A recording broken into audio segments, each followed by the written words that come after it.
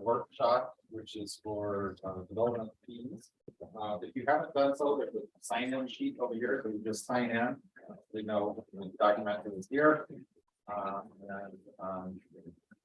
If you want to address the board, raise your hand and we'll call you out and have you come up to the podium and state your name, if you whether or not Fraser or not. And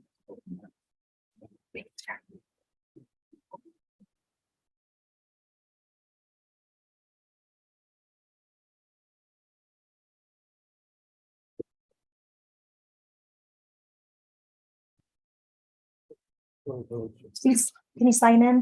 Can you sign in?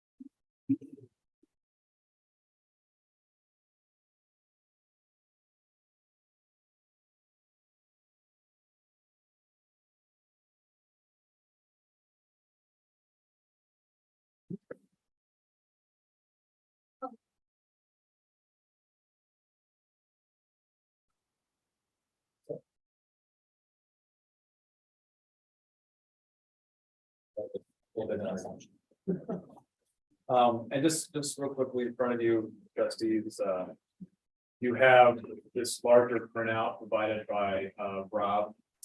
Just looking at some of the financials over the last 20 years. And just something to hand you because it works well in a paper copy. But that's something that will also be referencing for the property. So please just take that and you take it with you and look at it. You know, be part of the discussion next week. So we just want to provide that to you, but it does not have any application. The other two things that we handed out, the first page, you have a Gantt chart showing project timeline. That is from the May 17th. Before the village looked up, which I think can be helpful for tonight's discussion looking at before the village master plan. And then you have the development fees workshop printout as well. So, good evening, everyone. This is Michael Brack, Fraser Town Manager. The purpose of this workshop is to walk through the development fees that we have, kind of how they've changed over time.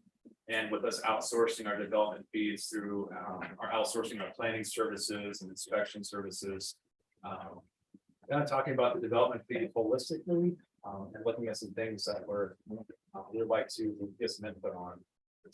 Some background here. Spring of last year, the town issued a contract with Baseline to outsource planning services. This was following Captain Trotter, our in-house planner for 15, 16, 17 years, a long time being here in the town. And looking to how we can keep addressing planning, especially when we need it. Some active strategies were ongoing regarding the additional planning staff that was needed, and I think the captain already. So the emphasis was to improve the town's ability to ramp up planning services needed using an outsource for planning, especially with the seasonal demand changes that we see throughout the year. And then look at some ways to get some professional consultation to establish better processes, which we did very much at the last few months. We've had several ordinances come through regarding land and development, and that focused a lot on that. So we've actually been able to utilize a lot of these recommendations to improve our processes. With that, on bringing of outsourcing, everything suddenly had a cost allocation per hour for plan review, for development, for inspections. That is something that was very new to the development community. Outside of our existing application fees related to zoning. So the development community saw a significant increase in those development fees from going from an in-house planner to outsourcing, and where we're actually able to capture it with an hourly rate and time allocation for every project. I think it's long. So currently, the way that we have it working right now is we don't have any additional markup on our baseline fees that we charge. It is a pass-through cost to the developer. All the land use application fees that we've had in place for a long time, they've been updated time to time, but all those application fees they are credited back to that developer or that property owner who's doing a project. So when they pay something like, $750 for a minor subdivision fee or something like that, to bring something forward to the planning commission, get the ball rolling, we've always had established fees for different types of development. That hasn't changed. So we still charge those fees, but they are credited to the property owner or the developer. They are credited to help a little bit offset the fees imposed by baseline and merit for the inspection services. And that's always been the case, that they've been. So that has not always been the case. And correct me if it's different, but my understanding is that the application fees, when we had planning in-house, like with Catherine, when you pay an application fee, that was just a fee to push it along, and that was a lot of staff time. We were kind of paid for that development staff time focus for Catherine, which is a tight here. So we are actually able to capture some revenues there in addition to pay Catherine's salary. But right now, we are no longer receiving those as revenues, and they're going towards a credit to applicants who are looking at doing any kind of development. Any questions there about the background? So percentage wise, how much more than are we paying out, let's say, the Catherine? Or cost to the town? I have it laid out. Next slide. Thank you. Kind of these are some general Sorry. numbers. The numbers, we do establish, what's the current peak salary range for our planner? Is it 96 or something, 95 to the general number? We're looking at adding benefits, so you're looking at about $135,000 for that in-house planner. As far as the cost goes to the town. With baseline over the last 12 months, including ramp up and the way that we have our current allocation of costs, we received about $150,000 in customer service charges, team meetings, and including the 22 ramp up when they first came on board. So you're seeing that cost. The potential hybrid model that we've talked about in the past.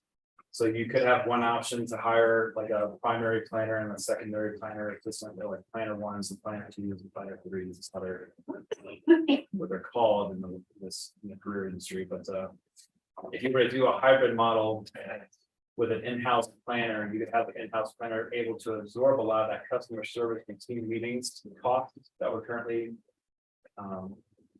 receiving charges from baseline and provide those costs. And it still allows for the ability to ramp up and provide support for things like, Grand Park around new developments, larger developments, and we could, once we get an in-house planner, we can talk about that dedication of duties and where their thresholds are. But that hybrid model would fall somewhere in the middle of about $175,000 with the in-house planner and outsourcing and wrapping up the baseline needed. Very much estimate there, but that's some different numbers that we're just kind of talking to. Do you have any idea how much the ramp up cost was? Maybe subtracted that out, what would it pay on? It was about 85. 85 to 8,500. Oh, okay. And isn't that really dependent on the volume of applications or how much work for it to do? Right, what it did, yeah. So it picked up on existing applications and existing development projects, in addition to working with staff for understanding our planning processes, understanding our code, really looking at the code and diving to that at a deeper level. Planners they need to be better, whatever, their ordinance, so that they can provide services to applicants and meet the code requirements. For land use development. So yes, we had a few projects that were already, so we had to bring them up to speed on those projects, in addition to working through our town and administrative processes. I'm just thinking, with they can base on it, we outsource it. It really depends on the volume of projects that they're gonna review that year, right? Right. So that's a variable cost. Whereas in-house would be a fixed cost that. Assuming they can handle all the work. Without any support. That was the challenge with that one. They've had a community development director, they had a planner up there before upstairs. With regular staff. We have definitely got to the threshold where one planner, likely is not enough. And especially when we're providing a base for, if that planner were to leave, this allows me to kind of ramp up and fluctuate as needed to cover the planning groups that we cover. You almost have to do a hybrid model. So there's some benefits to the hybrid model, and there's a reason that we see that with Woodard Park and Granby. They have the ability, if their planner leaves and they need to hire like we are currently, they have the ability to ramp up services with their outsourcing agency. But when they do have the in-house planner, it's just supporting them and, defining what those thresholds are. Likely be based on that planner's experience, qualifications, and what they're really able to do. So to make sure that we're providing the quality planning services and meeting the code. Appropriately. Like what are we doing to find it in-house planning? Because from the developer side, I've heard nothing but complaints about baseline of fees, so. A lot of them would like us to go back to having in-house planning. I don't disagree with a hybrid model. That's one of my biggest concerns. Catherine left and we're all left here trying to figure out how to get the work done. So, right. Are we out there actively trying to find? Yep. I know we talked about a couple of people that didn't work out. Right. We've conducted some interviews. It's not like, let's say this, I mean, there's some skill sets, and you look at maybe engineering or you look at accounting. There are people that have those general skills and background, but when you're looking at planning, it's becoming more and more specific skill set that less and less people are going to school for. And it's been a challenge. We've been looking for people to have the skill sets and maybe some appropriate background or education composition that can help, make sure they're set up for success to be an effective planner. But it's a challenge. It's a very niche. Yeah. I mean, you imagine wanting to go to school for a specific thing or a specific medical field. I mean, this is very specific as far as planning, education, and career experience goes. Because I don't know, is there other people we can look at that could be developed into a planner, or do we really need to go through the education? I find it difficult, it's got a lot of ins and outs, so. Right, no, it's a good question. So I mean, we've looked at like geography. There's some people that have degrees in geography that have a lot of emphasis on planning. But it's just making sure they have adequate means and during an interview process, being able to generally get some sense of what their knowledge base is for planning. Michael, we talked earlier about looking for people that might be in the front range and be willing to come up here a couple of days a week or something like that. Have you explored that? Are there any applicants that might fit that type of role? So,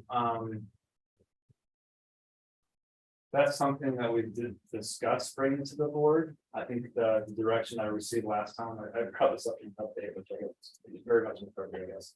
But looking at providing a little more time to get some due diligence, we are reaching out to University of Colorado. They do have a school public administration program. We do have planning programs.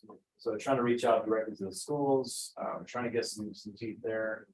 And we've even talked about trying to set up some tents at some career fairs and stuff like that down in the environment, try to get some face-to-face interaction, advertise and incentives for relocating here.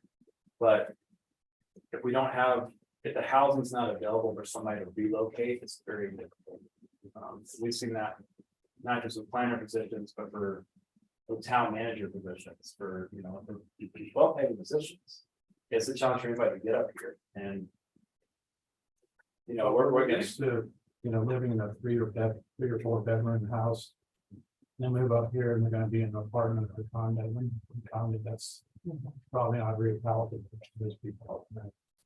yeah, but it is an attractive place to live, so we have that. I mean, that's. And and our staff is super cool as well, so. But yeah, we're trying to figure out some different avenues and some creative approaches to how we can better get this position out there. Or it's priority management that we're trying to do with a lot of the things going on right now, but trying to see if we can get some time. How to get communication stream with University of Colorado or some other schools that have planning services available. Just trying to get this out here and talk to those executive directors for the programs. So, Cornell, your comment made me think, what is most important to the developers? Is it the cost or is it the time that it takes? After the developers answer that question. Greg's here, who's doing the stuff across the street. In my opinion, what's most important to them is getting things done quickly and that plus off. But that's the answer you're looking for. They want to, time is more important than money. Okay, that's what I'm trying to figure out. I would think, if I'm wrong with it. If we don't have capacity, that's gonna be the rate limiting step there. The fact that it's taking us 18 months to do basic planning, it's kind of outrageous. We used to do the same planning that we're doing now in 90 days. What projects are you referring to? Yeah. Six Flags, little things that we're doing, they're taking much longer. From what I'm hearing now, I don't know if that's been our experience. I don't think that's true from what we've been seeing. I think we're still writing things fairly quickly, but when there are complications and property owners don't want to provide certain plans to meet code requirements, so that's where we're going to I'm not saying it's not full side, I'm just saying that's in my field. I do real estate for those that don't know me. The number one complaint is how long it's taking to get through the process. The basic developments, and I'm not saying it's not the developers not providing information. I'm not saying it's all the town's fault, but that's the number one.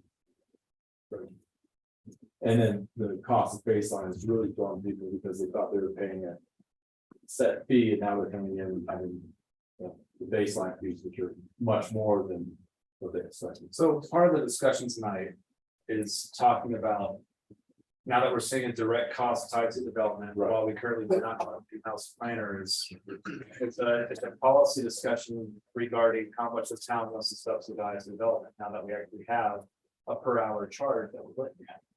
So in this presentation, I kind of talked about a few different options there, so we kind of get to those, and then we can have a good discussion from there. So it's not really. Yeah, no, and it's, baseline.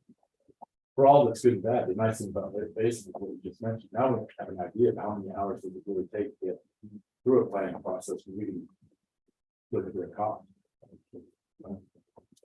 Just to backtrack here, here's the intent of what this whole workshop today is trying to focus on is confirming the development fee cost allocation to the town of Fraser to the applicant. So about a month ago, provided some direction to Ben Thurston. He's also on the call, I believe, talking about some division of cost allocations and duties, that things that should be absorbed by the town based on a point of view of having an in-house planner, and what things should be were appropriate as far as pass-through costs to the applicant. Worked with our staff a little bit on figuring these things out, got some input baseline with the scene with other communities, and I got to an area. So that's one thing I want to present tonight and see if the board can confirm those areas or some things they want to move around. But we'll be able to get there. And then the next thing is looking at a pre-application deposit and a pre-application meeting with an applicant. So the whole goal of that is to, I'll cover that in a second slide, but really just get an overview and setting expectations with the applicant up front, so they fully understand what costs they could be looking at based on previous projects, and process timeline, what that's going to look like. Then the third thing is to talk about if the town does want to provide a subsidy for the pre-application process, or really provide kind of a credit to promote development based on current fees. Some communities do that, some communities do not. Something we just discussed. So we talked about the current costs. So here's the first for development fee cost allocation. So these are the current fees allocated to the town as of a month ago. Before this, a lot of just administrative work, filing work, putting things into our cloud services, records management. Basic communications between baseline and our staff. Everything was being billed to the developer. And looking at this from once we have.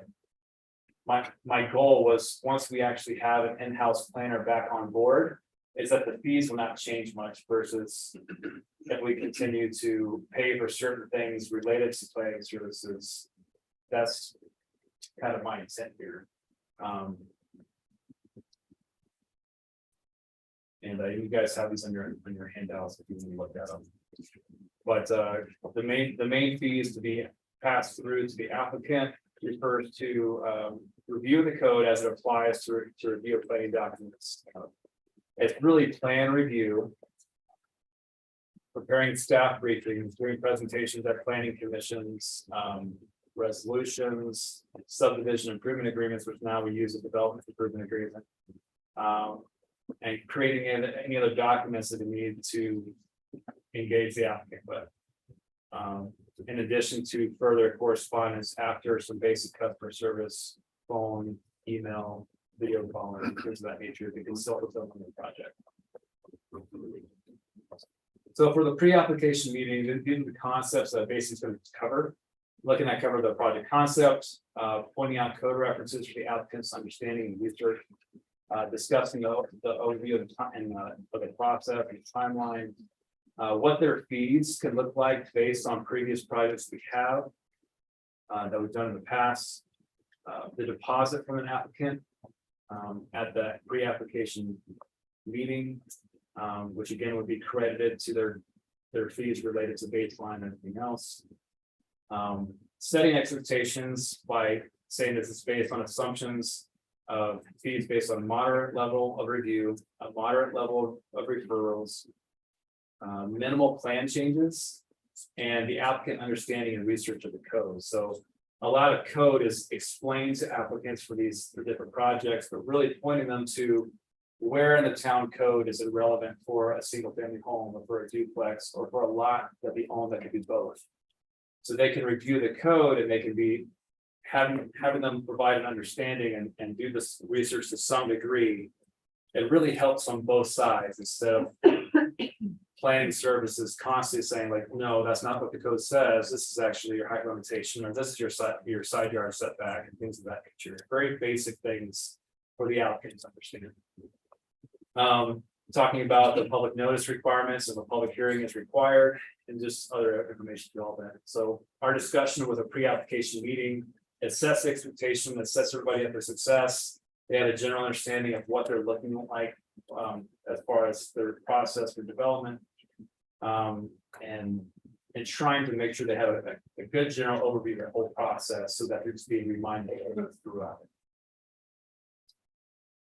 With our discussions, we didn't see this being appropriate to current PDDs to include things like rendezvous and grandfather development, but more applicable to everybody else who's looking to build a single family home, a triplex, fourplex, and things of that nature.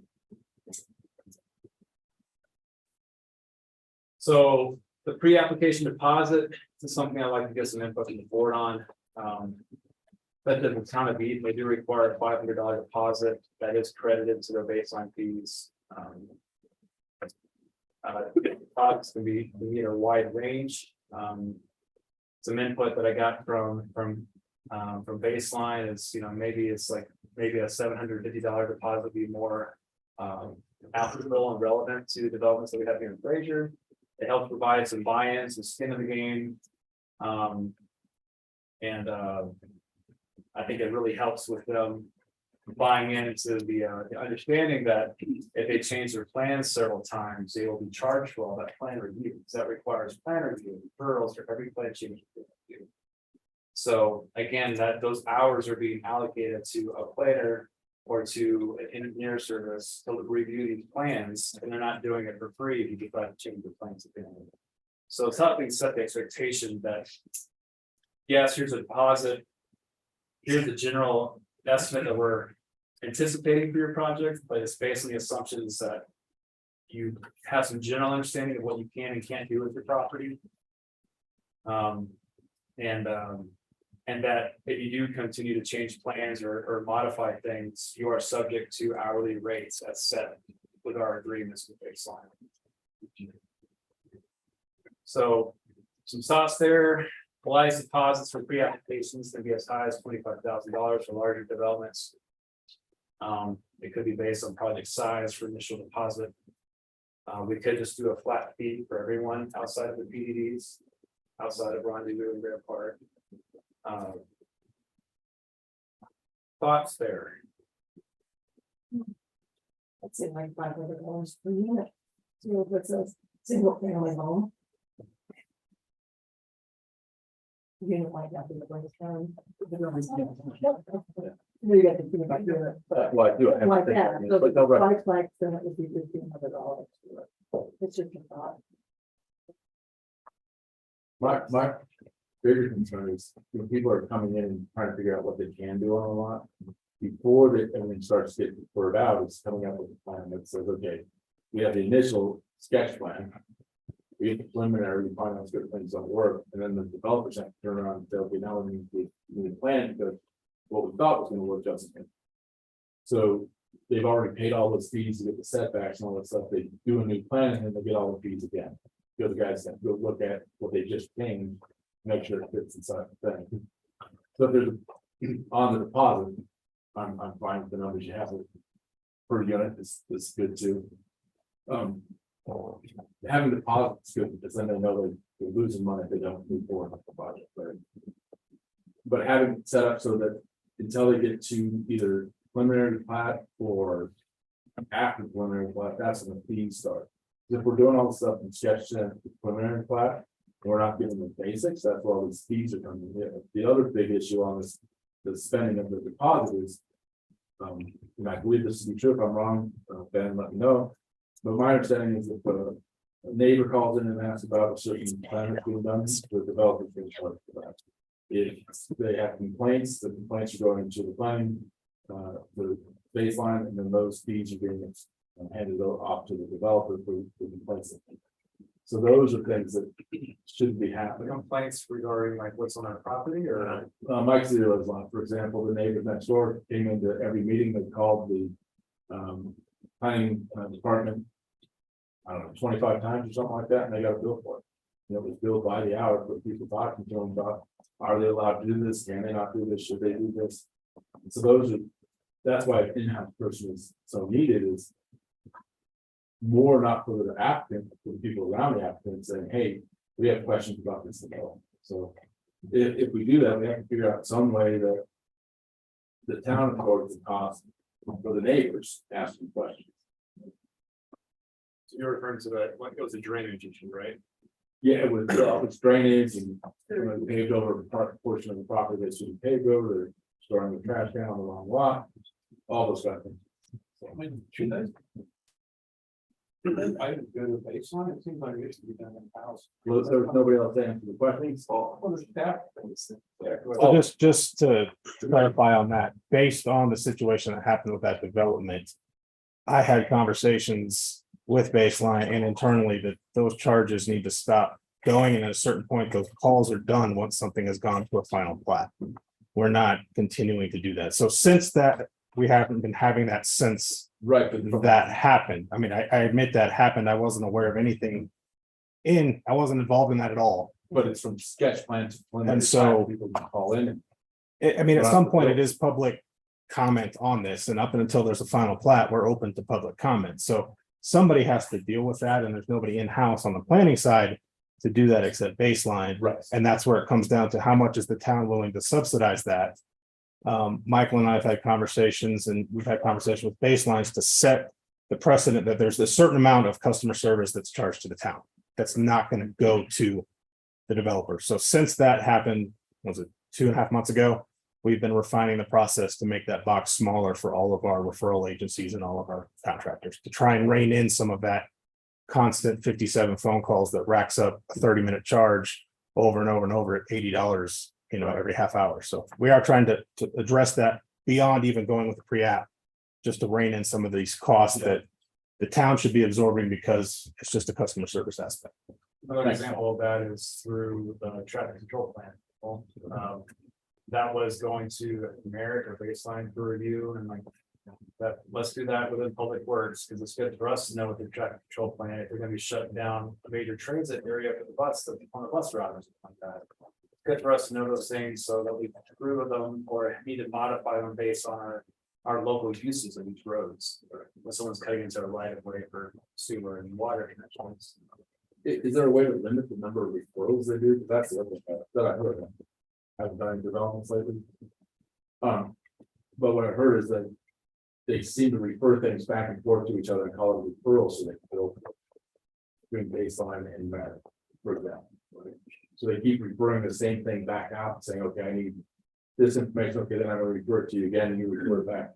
And I don't know if that's true, but that's the feedback I've been getting from new developers who have. To speak to on that, a lot of it is sometimes the developers are just not answering the comment. So then when they resubmit, they haven't addressed the comment last time, so it comes back. One of the changes that I've insisted on is that every comment that we make back to a developer references a code. So there's no more of it's this engineer versus that engineer. It's town code versus your engineer who's not following town code. Yeah, that's So there's no longer any of the back and forth ego stuff. It's town code says this. Right. Now, if we want to change it, then we have a process to change it. But up until we change it, town code says this. So everything now is going out with referenced town code that you can go back and, well, you can try and argue if the code says you have to supply this part or equivalent, and you have to prove that you have an equivalent. So we are working through all of these things that have come up, let's say in January and February. We're working through a lot of that so that it doesn't happen anymore. I'm glad you recognize engineers have egos. One observation I would throw there too is because we had an in-house planner before. And there were set fees for the application fees. A lot of the approach for some different people who go to build a home, or even people that have built several times, or even an engineer who's done several projects in Fraser. Here's my plans, go ahead and review it. And we mark everything up, give it back to them, and they didn't address maybe 4 of the comments that we made on there. You need to address these comments, like we reviewed it again, you have to get these right, you need to constantly address. So it's really helping set the expectation of the application, address, you need to make sure that you're addressing all the comments so that we're not wasting our time. Doing a partial review when we should be doing a full review of all the different things that were identified in a plan review. So if there's gonna be some need for, just based on historical use. Where they never were billed for those hours, because I remember seeing Catherine and our public works director up here. Going over there again and again and again with the same issue because we're not addressing the code references. And it gets frustrating to some degree. But right now, we're billing all that out. So if you're an applicant who's not gonna address all the comments, and you're just gonna throw something back for a quick review and hope it gets blessed off on, no, we're meeting the code requirements. So if you don't meet all the call outs in that plan review, yeah, it's gonna go back to another referral. We asked you to address these comments. Please address them. Right, so we can make that. And I don't know how you do it, but. Maybe it's a video education thing, that they get, here's how this works. Right, like, that would help, I think that would help the developers out to learn, they're not getting that shock. Bill at the end. I'm just sitting there watching the video. So it's great. You're gonna spell it out. It sounds like you're gonna spell it out. Well, the better we spell it out, the less argument they have back up. If we give them, here's how it works, here's the video, here's the step-by-step process, if you don't answer this question, then they can't argue it. Then I don't feel bad when they come and yell at me. Yeah. But I'm like, I don't understand what's going on, let's find out like this. Going back to the pre-application buyer thing, I'm fine with that. I do think from a customer service perspective, we should have like an option for an exploratory meeting that costs nothing. So your quality and what can I do with this? What does it take for my? Yeah, that's right. You know, So one assumption built into this is that we have provided a level of free customer service, because we do that every month, about 8 to 10 grand. Right. In customer service that we just provide for people calling, asking about basic things. So we provide that. This implies they've already had a lot of those initial conversations. And this pre-application meeting, while there's a deposit attached to it, the time, what I'm proposing is a time from. If it's a baseline planner or an in-house planner, and maybe somebody from our utilities or public works joins this meeting to help them with this pre-application meeting and set that expectation. That's not a cost to the applicant. So they should have a number of customer hours before that, is kind of getting some general information. And then the pre-application, we're talking about all things about their project, what they can and can't do with their project, and helping set them up for success, give them the code references they need if they want to do a single family or a duplex based on how big a piece of land is, and go through the conditional use process. That is included as far as town costs at the pre-application meeting. So that's what we're kind of looking at implementing here. So it includes a number of hours for that free customer service, gets the pre-application, confirm things that we maybe discussed previously. But that one, or depending on the size of the project, that 2-hour meeting is subsidized by the town for a customer service point of view. And the deposit they provide is for anything and after that pre-application. It goes towards plan review, further discussions about what I can and can't do, but we're trying to set them up for success. And set the expectation that this is what we estimate for your fees based on a moderate level of referrals and code plan changes and things like that. So I think this really helps set the expectation on both sides, on the town side of things and on the customer applicant side of things, give them a good understanding of what they're looking like. Instead of informing them, oh, just, you need a public hearing for this next week kind of thing, for this planning commission meeting. We're setting all that up, we're covering everything, and then we're just kind of re-informing them throughout the process. So it sounds like people are agreeable to 500 per unit type of fee. Does that make sense? And again, that's credited towards their billing. In any crazy scenario where that was not to be utilized, fire baseline services, anything left over will be credited back to the applicant. what percentage? What's 500 costs? Good question. So like the baseline services, I know it's like 161 an hour for the rates.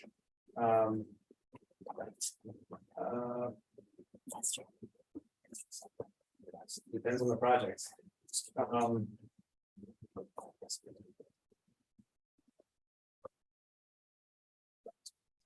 There's like 1% to the 10%.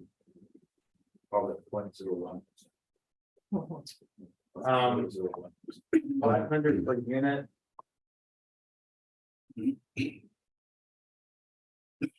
Could be 30 to 50%. For 500 per unit. Rough numbers. So it's, you can give them an estimate of cost, let's say, here's your deposit, get some skin in the game.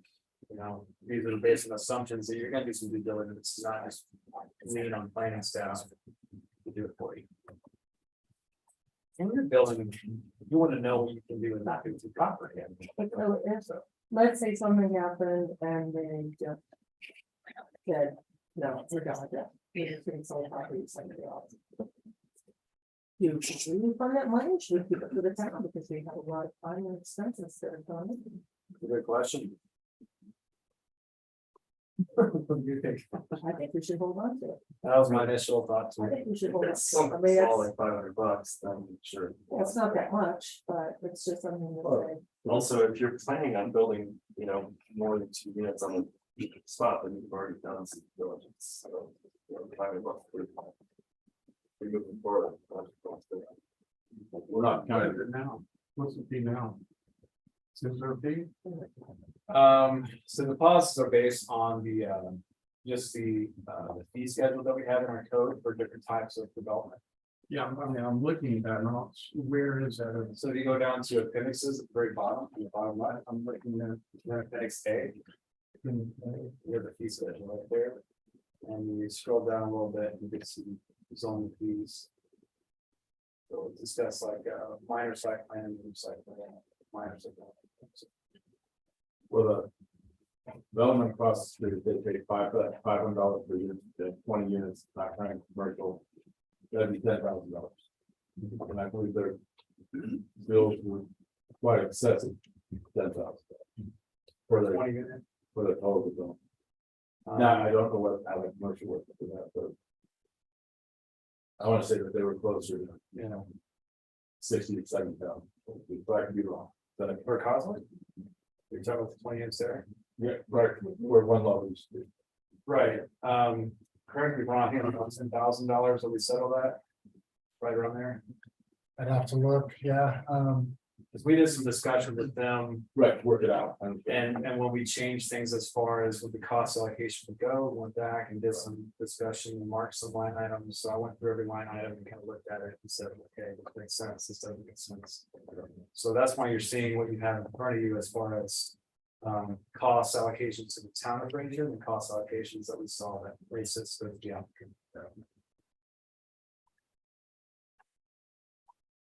Yeah, and we do have some live projects. To compare it to. I just want to, I want to encourage good development. Yeah. Nice development, stuff that works for the community. But we want to encourage too, like, good development is good for the community, but also encouraging good applicants to spend the time to do their due diligence, because it's all over the place. You have some are good, some are not, and it's just how it is.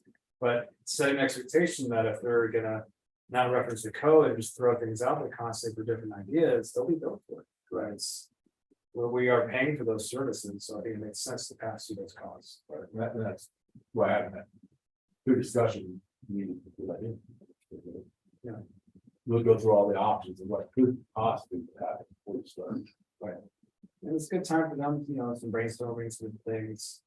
You can present the options they could do. Yeah. And then when they move forward with the preliminary plat, that's when they're gonna do it, but they can always change that, they're gonna have to pay for any review. these fees are all over the place, how are they derived? Who knows? They've been there for quite a while. Anticipated amount of time and things to review, I mean, they're just fees. It's kind of random how. I mean, they're typically based on the size of the project and number of units. Things that go into the planning process for engineering and planning review. In addition to inspection services. So if you're doing a whole new subdivision, you're taking, say, 25 acres and dropping it into a 4-acre lot. That fee is completely different, because that then near the roads, sort of water lines, building triplex like up in Wapiti. Hopefully I can use that example.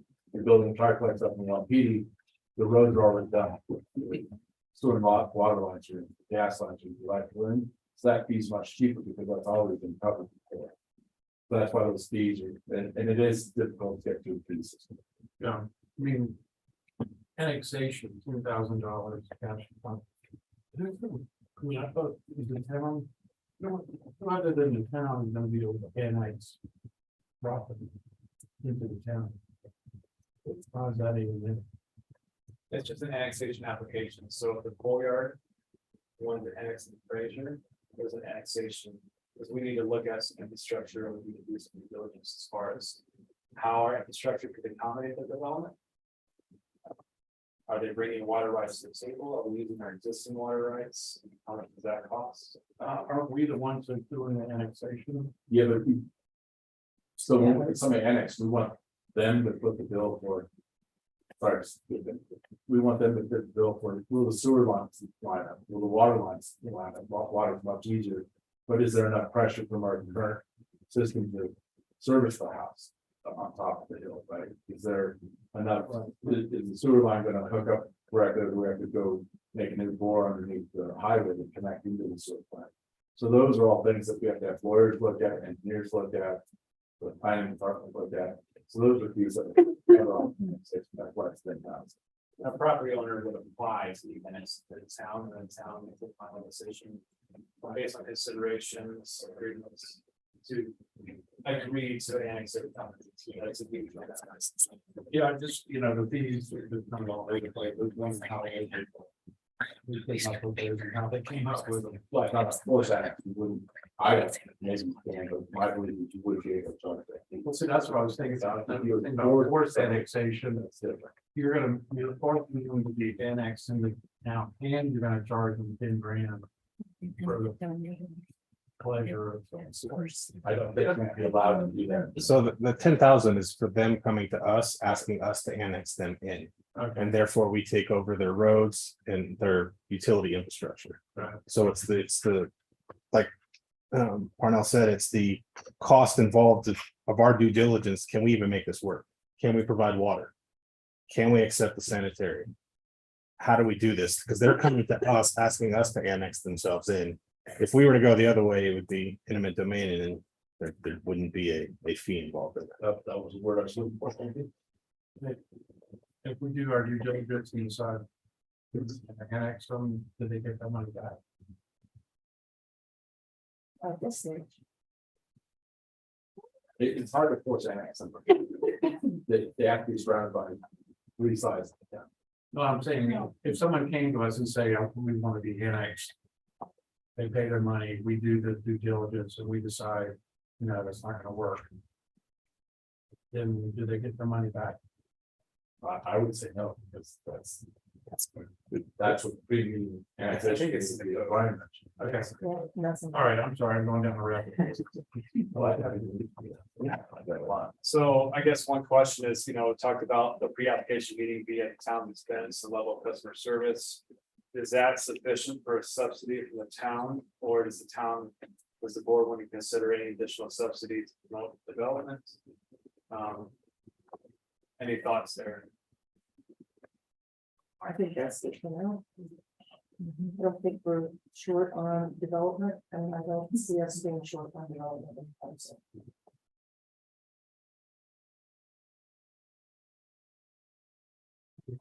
If the only question for me is the $500, is that a one-time fee or? I mean, how do you just be based on the So size the of the deposit, deposit? and then they'll be subject to the hourly rates for baseline American legal estate. So those rates we provided up front, and we try to give them an estimate based on what we've seen in the past for projects coming through. And just kind of give an idea to help set the expectation what types of fees that we're looking at. Whether we have an in-house plan or not, I'm hoping the fees will be very much the same. Is there any discount for them with the developer, the PDD where it happened, but it could happen on the company as well, I guess. Is there any kind of deal we can make with them where you're building a triplex in lot A, you own lot B, C, and D, they're the same lots, as long as you follow the same triplex on all those lots, do they get a discount for that, or is it the same referral because they already know, they just hand it back and say, yeah, that's correct, here's the next house. Right, that's been, I think it's been going on. I would think that if you're doing a triplex and we collected $1,500 at those pre-applications and you went to do the exact set footprint on a lot that had no wetlands or had no frontage Right, problems, right. if it was just Same. apples to apples, Yeah. that you would probably get a credit back because you wouldn't use all 1,500. The problem is if there's something different on that lot, if we suddenly have a piece of wetlands in the back that we didn't, that they didn't know was there until they do a survey.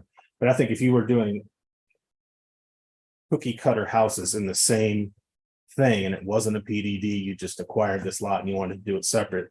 I think you could have a credit, but I think we also want to be careful that we don't have, if you're going to put it in 4 triplexes, that's really a subdivision and not letting them go piece by piece by piece by piece, because then you miss out on all of what should have been a subdivision on some of the improvements that should have gone single lot. There's some improvements you don't have to do.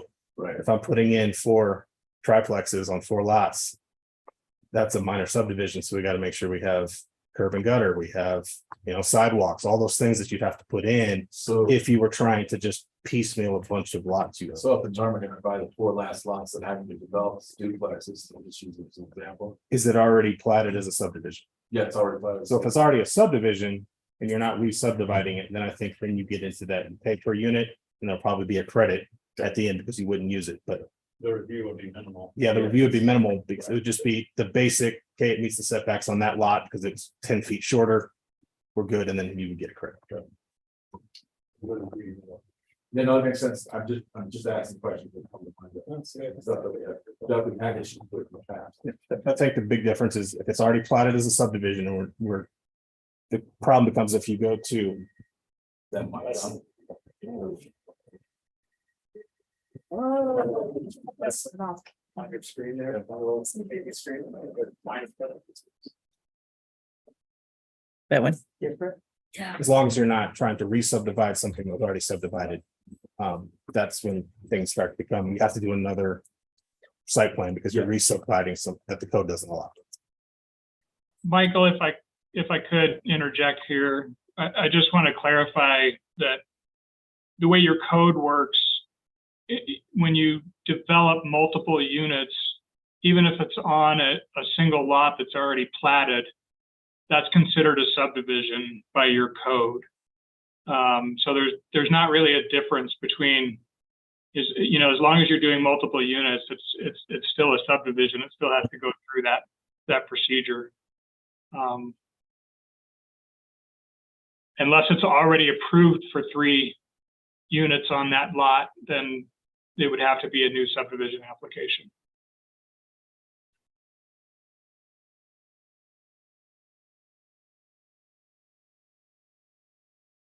Any other thoughts, comments on this? We got good direction. Sounds like a good process and set everybody up for success, I think, and we're moving forward. No curveballs.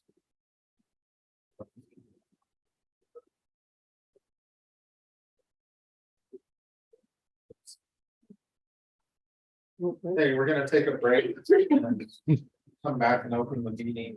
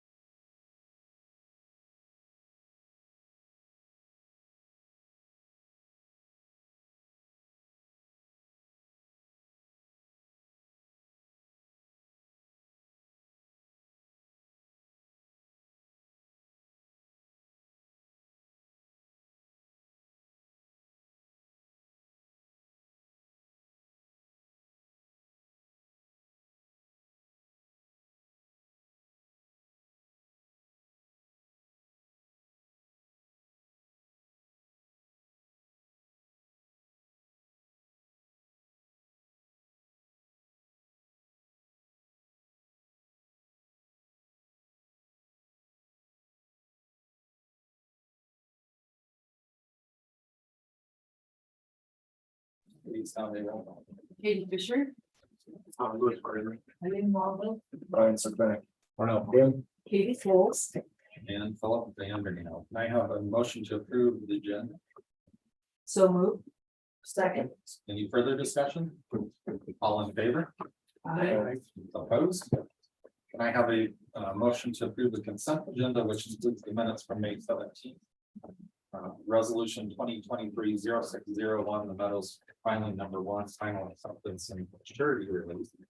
Northwest Transportation Plan review letter of recommendation. Those are the items. Second. Any further discussion? All in favor? So welcome, public. Glad to have you here. We have a bunch of people online and here in the audience. So it's always great to have crowd. If you haven't done so, please sign in over here with your name, your address. If anytime during when we have a public hearing or open forum, if you would just raise your hand here in the building, I'll address you, pick you out, come up to the podium because it's being recorded and there's not a mic over there. State your name, and if you live in the town of Fraser or not, we don't need specific addresses. And then online, we already got a couple of hands up, so you'll raise your hand digitally, and everybody gets the same amount of time. You're going to get 3 minutes, and it's not going to be back. So make sure you get everything you want to say out and up. And you can also say I agree with so and so to get through things. We are now at the open forum stage of our agenda tonight, which is when the public can address the board. So it's unlikely that the board will respond back to you tonight, but just to let you know. So that's all. You get 3 minutes, and anybody here in the audience that would like to address the board on open forum. This is on items that are not on the agenda. Okay, none here. Yeah. And then we've got 2 online. We Yes. do, We'll do Paula your first. choice. Yep. Mute. Did you unmute me? Hello? Am I unmuted? Yep. Okay. Hi, I'm Paula Stewart. I live in Fraser, 87 Byers View. It's a personal comment. I'd like to say when my husband and I built our house here 4 years ago, the fees that we had to pay to the town of Fraser and to the building department with the joint Winter Park Fraser were disclosed up front. And I felt that I was well served by understanding what was required. On another level, as chairman of Economic Development Advisory Committee, I would say that I have heard a number of comments from people who were trying to build in Fraser that they were distressed, in a word, by what they considered to be excessive fees from baseline that they were not expecting. And so I would advocate that we continue to try to hire a planner for the town, because I believe personally and that it's very important that someone be familiar with the town, understand what the dynamics are, what the issues are. And I think that that's just so important. I had an experience with a planner who was hired from Silverthorne in Winter Park, where I was a noticed applicant. I was noticed by the applicant because I owned property on the Winter Park border with Fraser. And I spent quite a bit of time writing an extremely long letter commenting on a development project. I was told I had to give it to this individual. And when I went to the meeting last April, the board had never received the letter. And I was the only person who wrote a public comment. So it wasn't as though there were, multiple comments. So all I'm saying is that I think the track that is being promoted to have say up front what the fees are, have someone as a planner that works for the town who knows the area is just really key to promote a positive development experience going forward. Thank you.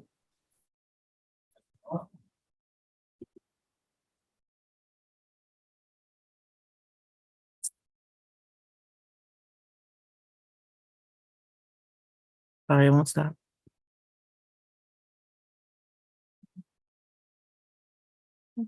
Next.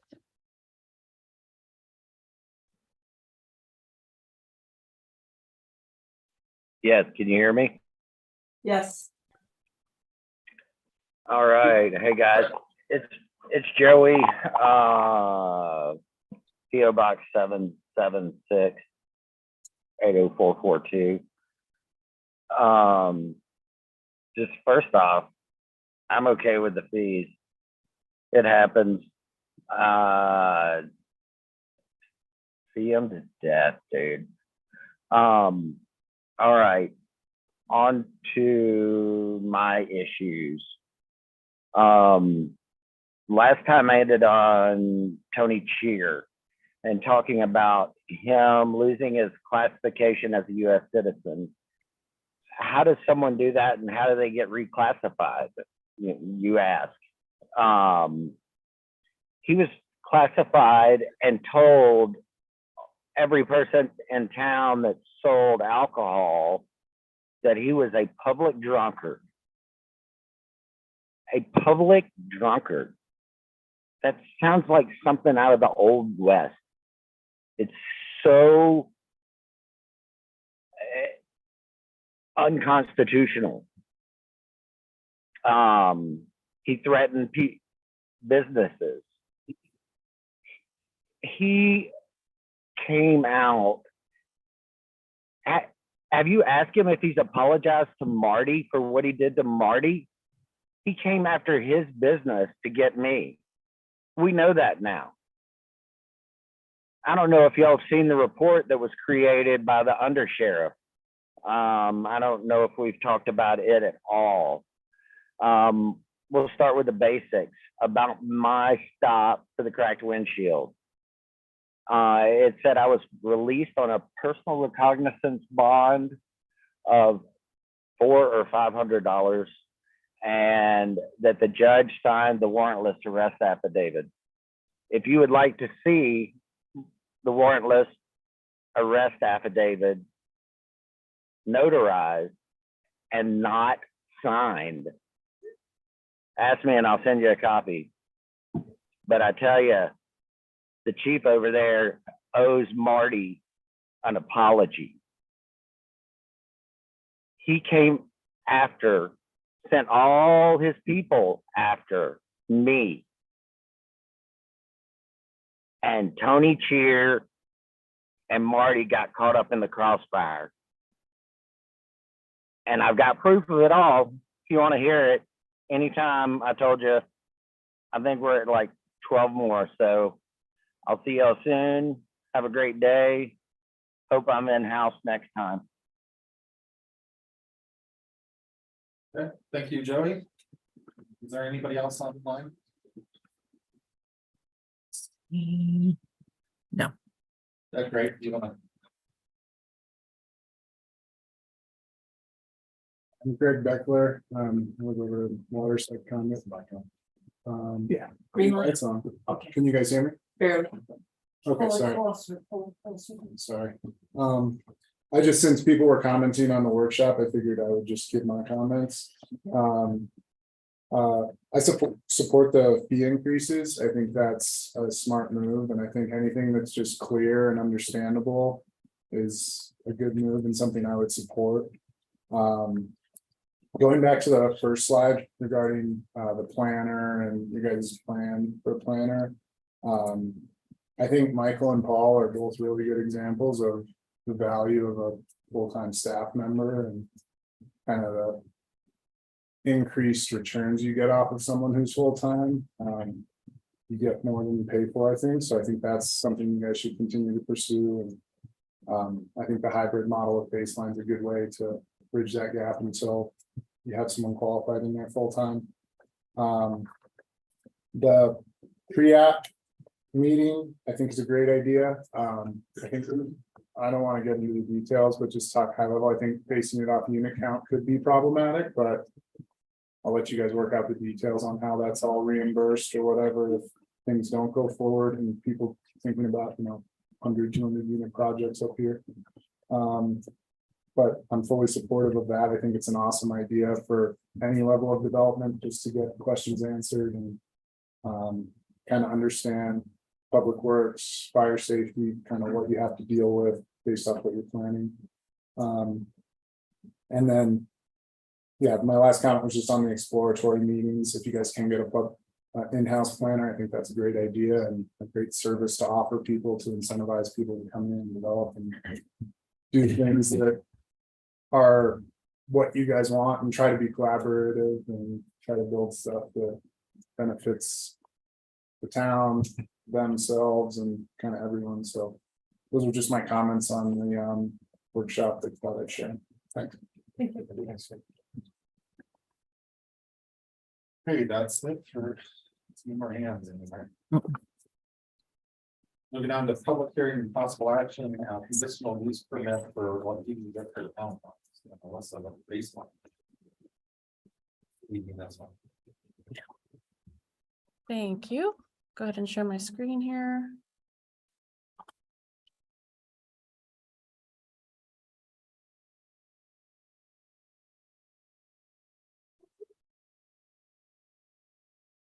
Right, as just mentioned, this is a conditional use permit request at 832 Wapiti Drive. And the request, again, is for a conditional use permit for what was originally a 3-unit townhome on a 6,647 square foot lot, which is about 2,215 square feet per unit. And the medium density multifamily zone district where this is located does require a minimum lot area of 2,500 square feet per residential unit. So other than the conditional use permit, this will require a major site plan review, and that is due to 3 residential units or more being proposed. Additionally, this requires a minor subdivision and final plat, and that's allowed for a development of fewer than 5 lots. Just a bit of background on the property and the property owner. The owner and applicant is Jardy Lawinger, again, 832 Wapiti Drive, and it's medium density multifamily for a residential development. And 2 weeks ago, on May 24th, 2023, the Planning Commission did hear the request for a conditional use permit.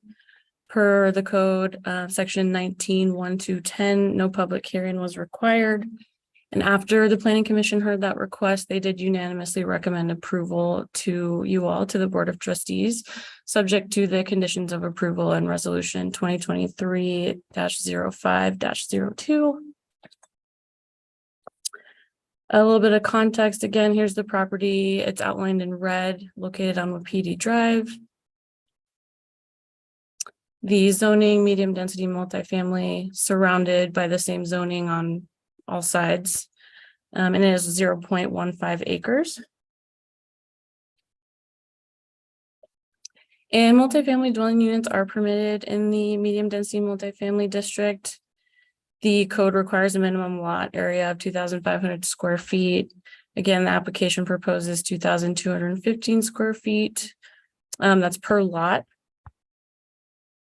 And section 19(2)(270) allows a request for a conditional use permit for reduced lot sizes. That's in accordance with section 19(2)(120), and that is for a minimum lot area of 2,178 square feet per unit. And based on the site plan that we've received, what we've evaluated at this point, it does comply with all other zone district standards, including the setbacks and the open space. This is the original proposed conditional use site plan that you saw in your staff report in the packet and that the Planning Commission saw on May 24th. Staff has since discussed a potential change with the applicant for a different site plan. It would involve a single family residence and then 2 duplexes instead of the three unit or the triplex. So this site plan does not change staff's findings on the conditional use permit. It is still going to be subject to the major site plan review. And the applicant is here and can discuss this further at the end of staff's presentation. Bit of background on the referral. The application was received and then sent out on referral April 13th. received comments back from all referral agencies 2 weeks later on April 27th. And then we did send those referral comments to the applicant on May 3rd. And then according to section 19(1) to 15 of the code, a conditional use permit does require a notice for the board meeting. This hearing was noticed in the paper at least 14 days prior to the hearing, and it was mailed to all property owners within 200 feet. On to the approval criteria. This is subject to the criteria in section 19(2)(120). The first criterion is whether the conditional use is compatible with adjacent uses and zone districts. And as you saw in the packet and in a few slides previous, the property is surrounded by other medium density multifamily zoning, and there are other multifamily residential developments in the area. So it does comply with that criterion. The second is whether it meets all existing criteria for minimum lot area setbacks, minimum building height, parking, and signage. The conditional use permit, as I mentioned, it meets the criteria for minimum setbacks. Architectural drawings are not required at this point for a conditional use permit, but again, the site plans that we've seen, they appear to comply with the parking. They include off-street parking, and we'll look at those again in depth during the major site plan review. The third criterion is that the conditional use permit will not change the predominant character of the neighborhood, including scale and bulk. And staff did find that this was true. It would not change the predominant character of the neighborhood, which consists of other similar multifamily dwelling units. The fourth is that the conditional use permit will not overburden the capacities of existing streets, utilities, parks, schools, or other public services. And we did find that this was, it did comply with this criterion. Again, the standards will be looked at more in depth during the major site plan review. We did receive a preliminary approval from the Public Works Department on the utility plan submitted with the application. So the fifth is that it will not cause an unacceptable effect on the use on light and air, transportation facilities, schools, and parks. And based on the information provided, the conditional use will not create an unacceptable use on the effect of any of these. Again, we'll look at it in depth during the major site plan review. The sixth is that it will not cause an unacceptable effect upon traffic and congestion or impact pedestrian safety. The staff does not find that there will be an unacceptable effect on traffic or automotive and pedestrian safety. The site plan additionally does propose that snow storage area that's going to be off street. So it is in compliance with the code section 19(4)(185). The seventh is that it will not contribute to undervalued use of the property. And staff does find that the proposed conditional use serves to maximize the value of the property by allowing the additional units. Number 8 is that it conforms with the comprehensive plan, and staff does find that it conforms to the comprehensive plan. The most notable policies and goals being that the town should promote a variety of housing types, density styles, and prices to accommodate different lifestyles and income levels. And the proposed development does provide needed multifamily housing, but staff feels that the impacts are limited by having 3 residential units. And finally, that there's a history of compliance by the applicant and property owner with the code and any prior conditions regarding the subject property. And staff did note that the applicant recently purchased the property, so we have limited information on the actual history of compliance. However, the applicant has been cooperative in providing all of the necessary documentation and has committed to submitting all the requirements for a major site plan and minor subdivision and final plat. And that concludes my presentation. I believe the applicant's going to speak on the updated site plan. So.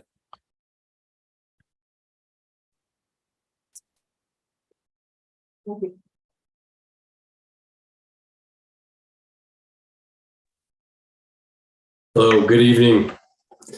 Thank you, Alyssa, and thank you to everybody in the room for hearing us out on this conditional use permit. We initially submitted to have a triplex proposal, and it's one of those things where you're still in that design phase. And as we looked at the land a little more, we really felt that having one duplex and a single family would suit the land better from a number of ways. Just the livability with the open space, having that triplex, you had that center unit that really didn't have a lot of outdoor living space to really utilize the views and the beauty around it. It also opens up a nice line of sight from the Wapiti road for those that are on the east side of the road, instead of looking at a large bulk of a triplex. You'd have a duplex and a single family that would have at least 10-foot separation between the two buildings. And we just feel it'd be better suited for that property. And we kind of wish we had thought through that a little more prior to the submittal of the triplex drawing. But that's kind of what we came with. We feel this will be a better use of the land ultimately. So.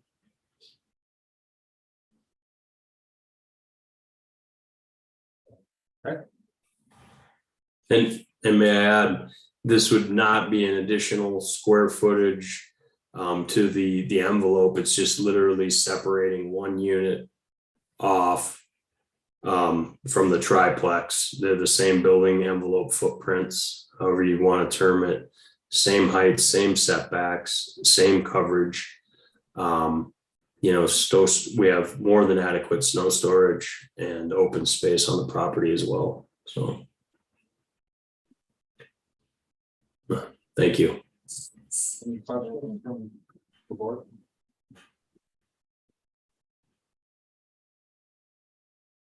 The site plan. Still the site plan again? When I look back at the one that was in the planning commission. Yeah, it is. It is. Okay, yeah, I missed that. It sounds like you could move on your part.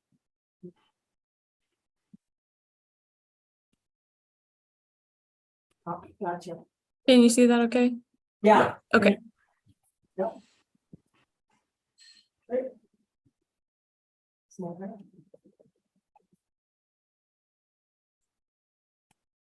No questions? I like the idea of stuff, right? I think there's another building up there that did the same thing, they do single family house and a duplex. I'm sorry, I like the plan better. I think having that open space in between the units fits more that line of properties on a hillside. Okay.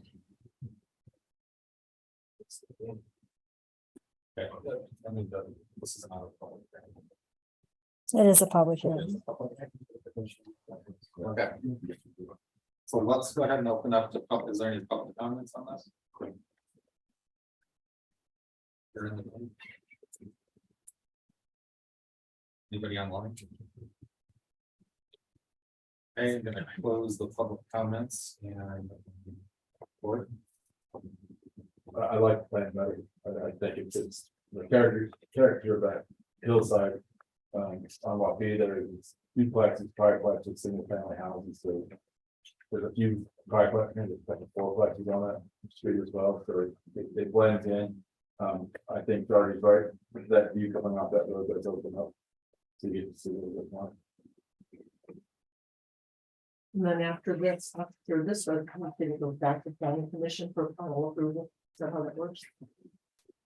As it sounds like in the resolution, that's what it says. Applicant shall submit an application for the site plan. This is just. So does it We go have back to to planning approve commission? it. We have to approve. We don't have to. The approval of the site. Good idea. Resolution 2023, I was thinking. Additional use permit. That would be enough. Thus, I think primarily reduce lot sizes. Yeah, right.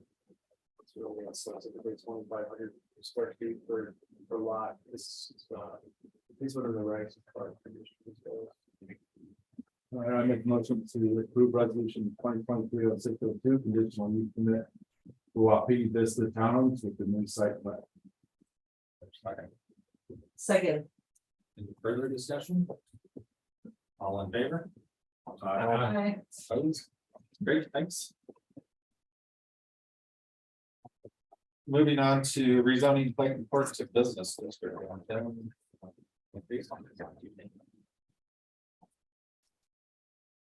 Good evening, members of the board and the mayor. This is the Clayton Court rezoning. Can you hear me okay? Yeah, Yes. we can hear it. Okay. The request is to rezone 9 lots on Clayton Court from medium density single family to business. The subject property is also within the Riverwalk mixed use overlay, and that would remain true even following rezoning of the underlying district. The lots to be rezoned have a combined area of about 4.2 acres. A little background, Clayton subdivision was first approved in 1986, and then tracts B and C were re-subdivided in 1991 into 8 lots. And then later on in 1993, lot 8 was re-subdivided into 2 lots. So that's how we have the 9 lots that we're proposing to rezone here. In 2018, Clayton Court was rezoned from medium density mobile home to medium density single family with an overlay zone of Riverwalk mixed use. That coincided with the new code, and so that's why it needed to be rezoned. Medium density mobile home was no longer a district in the town. And then on April 19th, 2023, the town board directed staff in a workshop to proceed with a rezoning application to change the underlying zone from medium density single family to business. Here's a location map. You can see Zarek Street in Clayton Court. Lots 1 through 7 are on the east side of Clayton Court. Lots 8A and 8B are on the west side. And those are the 9 lots to be rezoned. The zoning map shows that it's medium density single family today. That's in the yellow. The red is the business zoning. And then the hatched area, which extends, over the business zoning and the medium density single family, that's that Riverwalk mixed use overlay district. The 2017 downtown Fraser strategic plan, you can see that this area, these 9 lots are a significant component of that area, of that Riverwalk district that's identified in that plan, with goals of creating a walkable mixed use neighborhood and all the other goals that you see listed there. And so that has a lot to do with why it's the right thing to do to rezone it in order to make sure that we're implementing the downtown Fraser strategic plan and that Riverwalk district. Public notice for this public hearing on May 18th, 2023. Notice of this public hearing was published in the Middle Park Times, mailed to all property owners within the zoning boundary, all the properties to be rezoned, as well as all property owners within 200 feet of that overall boundary. The rezoning approval criteria, evaluation criteria from section 19-2-170 of the Land Development Code are listed here, sort of summarized in terms of the wording. So I'll go through these. Number 1, compatibility of the rezoning with the surrounding districts and land uses. We found that in the affirmative. The proposed zoning to business is compatible with surrounding zoning and land use. The property is suitable for commercial or mixed-use development envisioned by the Riverwalk mixed-use overlay and the downtown strategic plan. Number 2, the change to the land that prompts rezoning for different densities or uses. We found that in the affirmative. The only recent change to the land is the removal of the mobile homes on lot 8A. The staff was recently contacted about development proposals on 2 of the lots that included a 4-unit townhome and a single-family home. Development of these properties as single-family residential would not be consistent with the downtown strategic plan. Number 3, rezoning provides land for demonstrated community need or service and is consistent with the comprehensive plan. We found in the affirmative, the proposed rezoning will encourage the highest and best use of the subject property in a manner consistent with the comprehensive plan and the downtown strategic plan. Number 4, whether or not the existing zoning is an error, we find that this doesn't apply. The current zoning classification on the official zoning map is correct. It's not an error. Number 5, conformance with the comprehensive plan and other related policies and plans. Yes, the proposed rezoning conforms with the comprehensive plan and the downtown strategic plan. Number 6, adequate infrastructure facilities are available to serve the rezoned property. Additional infrastructure improvements will be needed to develop most of the existing lots. Sewer is readily available to all lots. Water is available to the southern lots. Clayton Court is currently only partially paved at the south end. In a 1999 subdivision improvement agreement amendment, the town agreed to complete infrastructure improvements in exchange for lot 1, which the town owns today. And then number 7, the impact of the rezoning on traffic, road safety, parking, utilities, and street access. We find that doesn't apply in this case. The rezoning by itself does not create any impact. Any impacts created by future development will need to be mitigated by those developers in conformance with the LDC at the time that those applications are processed. And with that, I will answer any questions.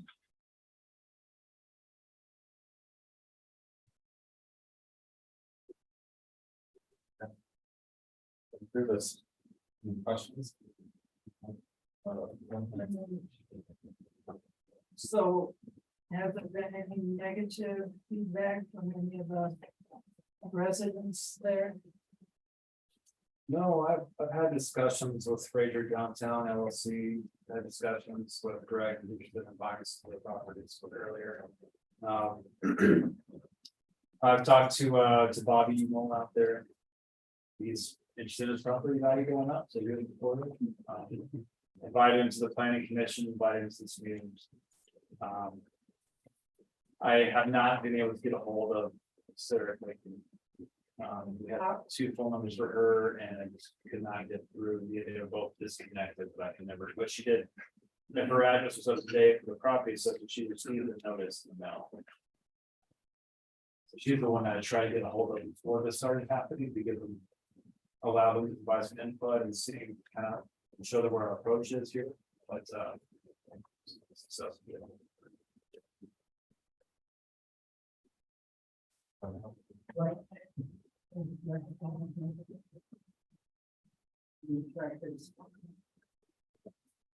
No, I didn't.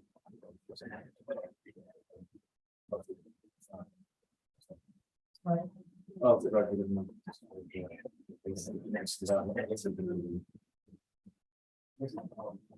It's also, I think that's.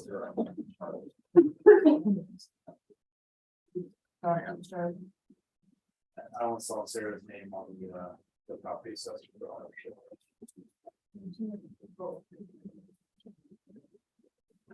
Someone. Sorry, I say sorry. Sarah.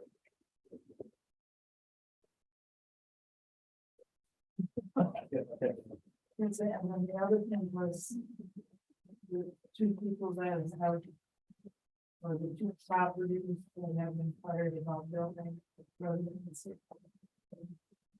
How is that affecting? So, Doesn't fit in zoning. right, so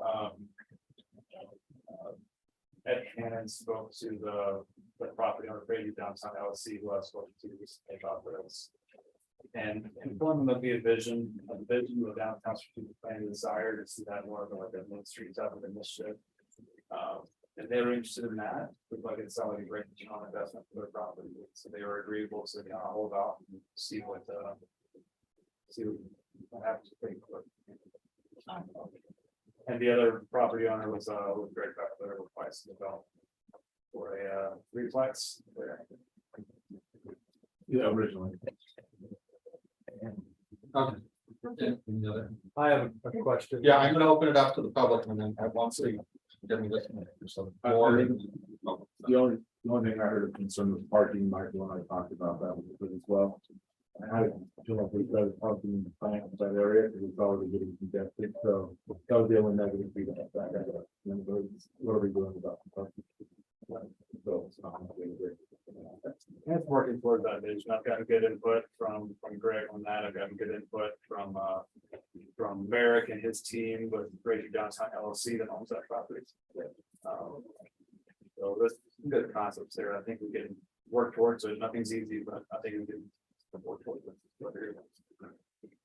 And I don't think this will hold it up, but I had asked for a copy of our agreement to complete that infrastructure, at least the road, for in exchange for lot one. And I So that still needs to apologize. come to the board. Right. That doesn't affect this, but. Right, and my intent is to discuss that, to bring that agreement and to look how we can provide for the infrastructure. I go to that, so I wanted to make that a separate agenda item, but I apologize, I forgot that you wanted that attached to this agenda item. Thank you. Any Okay, public, we're opening up public comments, so in the back right here. I'm sorry, I don't know your name, guys.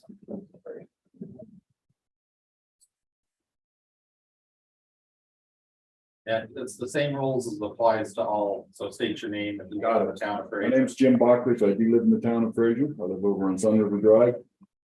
Make sure I understand this Clayton property. When you zone it to business, that means no residential. Okay, but then I heard you talking about, That doesn't happen. So the overlay district needs to be clarified. yeah, okay, so some of the other lots around there and that could be residential, but bottom line, make sure I understand it is there can be residential mixed in there, correct?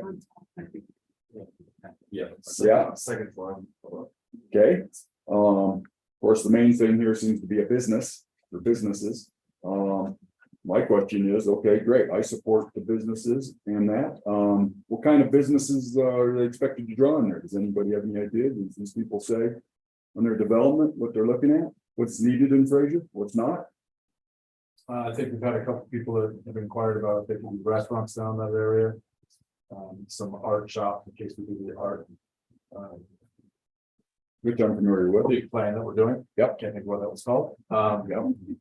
Names are dropping out of my head today. Yeah. Anyway, so yeah, so the businesses I've seen are stuff that would work along the river, stuff that people would be able to sit out on patios, hang out in the back, coffee shops, restaurants. I don't know if you'd see a fly tackle shop there. Somebody asked me if they could put that there. Is it possible? But Yeah. Well, and of course, the next question is, where are they gonna get employees? yeah, Where's these people gonna live? well, that's why we're working on the employee housing. That's next time. Yeah, no, I'm with you, but that's part of it, yeah, everybody wants businesses, Yeah. just like this building you're building on the one road. I supported that as a resident for businesses and some residential, but now I'm the height that thing got built at, and that's ridiculous. Don't like it, don't support it no more, but I did in the beginning. Anyway, I guess that would be all it, concerning that. I just hope that on this mixed use and everything down the Clayton property, everything that heights get looked at, and are you guys are very concerned. You commented about Fraser is such a beautiful town. Well, I would use the word scenic. That's why I like living here. I've lived in this town a long time, and I like to see the scenic. It's a very scenic town. Well, it's not so much anymore for some of us with the building of this new building you put, because it's too tall. Absolutely destroyed the scenery. So I disagree with you. Anyway, thank you. That answers my question on the Clayton project. Thank you. Anybody else? Yes, my name is Stephen Beamer. My wife and I are residents of Fraser, and we own the building at 260 North Xerox, which is on the west end of the proposed plot, which is to be developed. And I think we support this project. However, our only concern is our access to our building is on a leased piece of land that accesses through Clayton on the, kind of on the south end of that well house there.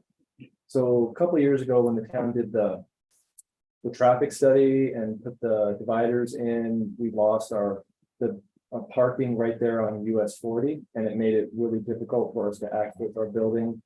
Put us in kind of a tough spot to get in there, park and use it. So with the help of the previous town manager, we were able to get a lease through the current property owner just to access a 100-foot piece of land, 10 feet wide, to get into our back of our building. So our concern is whether or not the development could potentially affect that and eliminate our access to our building.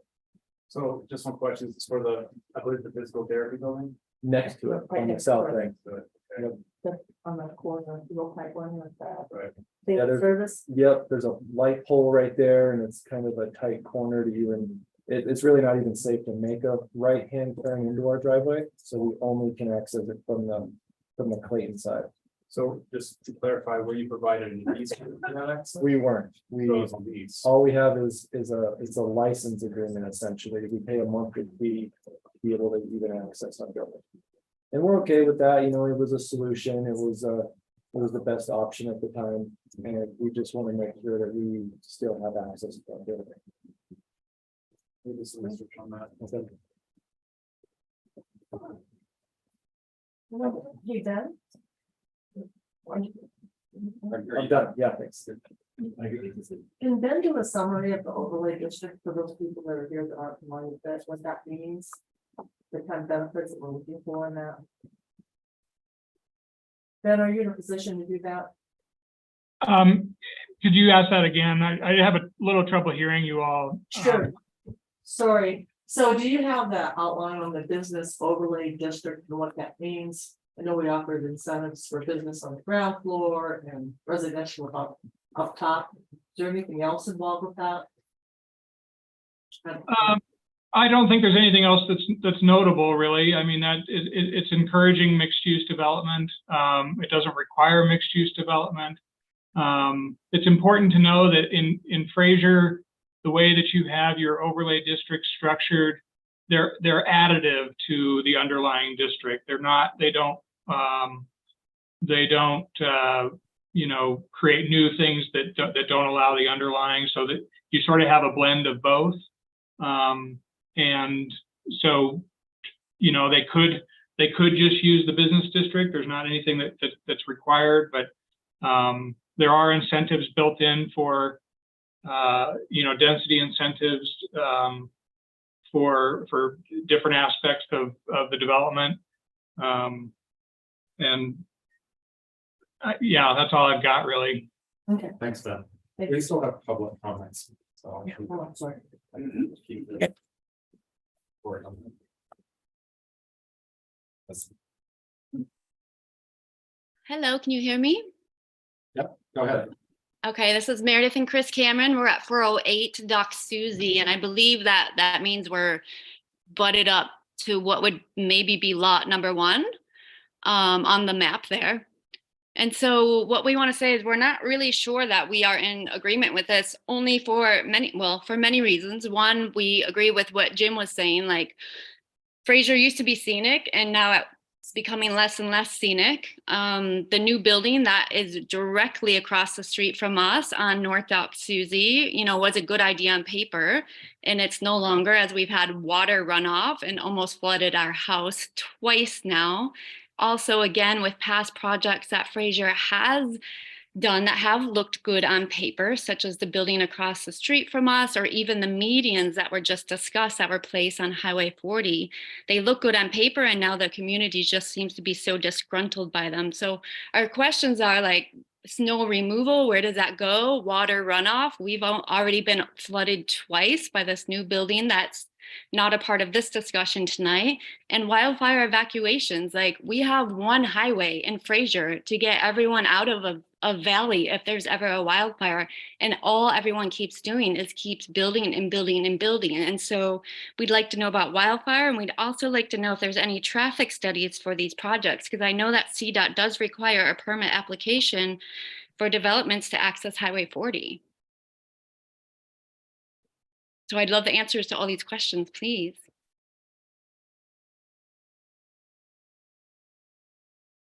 For wildfire plan, that's something I can consult with our Office of Emergency Management. Regarding snow storage, any new development needs to provide for snow storage on the property, so looking at the development, business development there on Clayton Court, it would need to meet the snow storage requirements that we already have in place.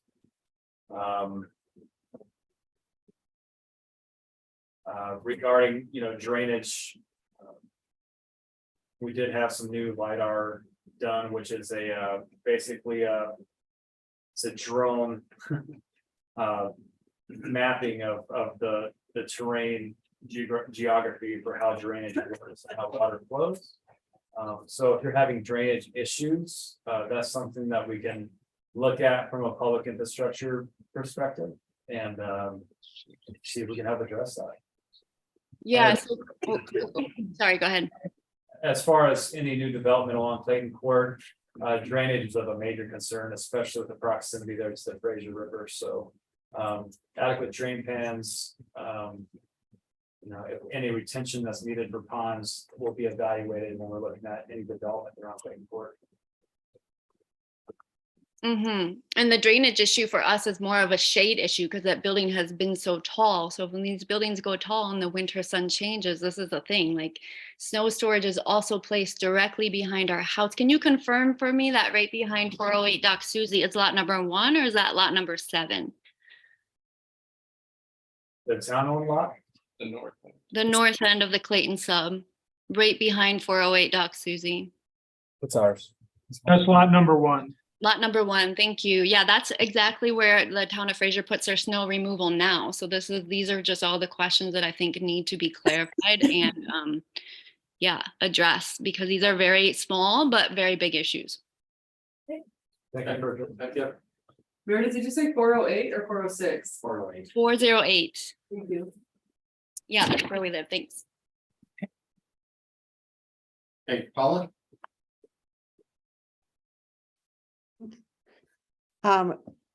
Did you hear me? This is Paula Stewart, 87 Byers View.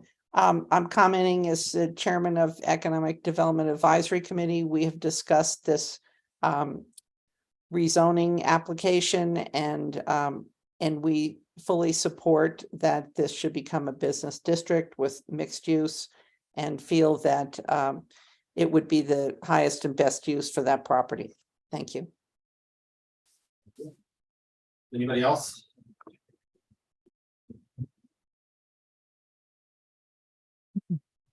My name's Greg Beckler. I'm with Bison Investments. I'm the developer on that property that Meredith was just mentioning. At 406 Xerox. I'm happy to talk. I'll read my contact information after this. I believe my construction team's been in contact with you or your husband regarding the issues you guys have been facing. So any issues you are facing, please feel free to reach out. With regards to the rezoning of Clayton Court, we're fully supportive of it. We think it's a great idea to establish a new kind of Main Street business district over there. And I think that's the highest and best use. I do think that a bigger concern for the property owners over there and something that should be of not concern, but just addressed by the board is that 1999 agreement regarding the public improvements. We took some of the retail tenants that were interested in our space on Highway 40 back to the river because we've been looking at some retail developments back there. And it's tough to get people excited about establishing a business that is dirt roads and no infrastructure. So I think if that's something that, it sounds like in speaking with Michael and, kind of the will of you guys and everyone I've spoken to with the town that they want that to get done and establish a business district back there. I think that's probably should be a top priority. But yeah, we're totally supportive of it. And what you guys have mentioned as far as getting people back towards the river, getting some more interaction with the Clayton Court and businesses there is an awesome idea. And we're fully supportive of it and hope to do some cool stuff back there. The point of clarification, forget the sir's name who spoke earlier, but I don't believe business district requires retail on the first floor, so I don't know if Ben wants to comment on that or who should comment on it. Okay, I didn't want people to be confused by that, but those are all my comments. Thanks. Thank you. Anybody else? Nobody else online? Not once, twice? Okay, close the public comments. Board? I'd like to make a motion. That we approve, ordinance number 499, series 2023. Rezoning certain property within the town, everything on this. Any further discussion? I just want to make a point that in that area in Old Town or parts of Fraser, the height limit for buildings is 45 feet. Some buildings have been given variances up to 55 feet now. So that's something that's coming. If we want to employ housing or housing that's affordable for people to live in, we got to go up and not up.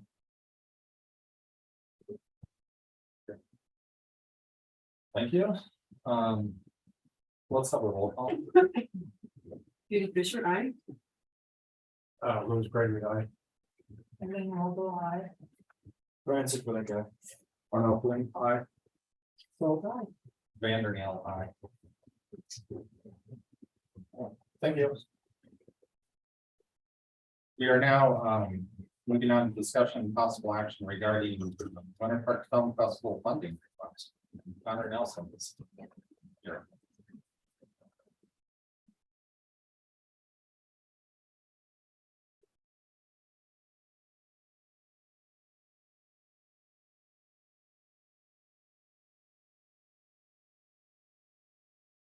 For those of you that don't know me, I'm Parks Thompson, live up in Tabernash. How's it going, everybody? My name is Connor Nelson. I currently live in LA, but I also spend a lot of time here in Winter Park. And my family still resides here. Thank you for the time tonight. We really appreciate it. We are here to talk about the Winter Park Film Festival, which is a new idea that we are trying to bring to this community. So far, we've had 130 films already submitted to the film festival. It's a miracle to have that many films as a first-year film festival. We have films. So far, we've had one of the top 6 films submitted by Sundance, which is just insane. We also have a film, a forest fire film that I think this community would really like to see, called Elemental. It's produced by National Geographic and Patagonia. And we're really excited about that one. Among those two, we have a plethora of other really great films between 8 different categories. So we're going to have narrative, documentary, shorts for both of those. We have action sports. We have a youth films category, a student films category, and a disability films category, which we are really excited about that one, seeing as this community has been a long leader of adaptive skiing with the ski resort.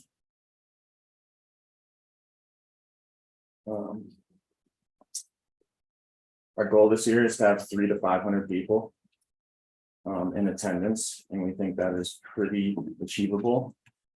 We have the Foundry as our space and our main place that we will be showing films. We plan to grow in the next coming years to different theaters throughout the community. We want to bring theaters down here to Fraser and have them in a variety of different spaces. Our model is Telluride Film Festival. They have 8 screens throughout their community, and this allows filmmakers and the community to move around and also go to different businesses while they're going to different screen venues, which we're pretty excited about growing it.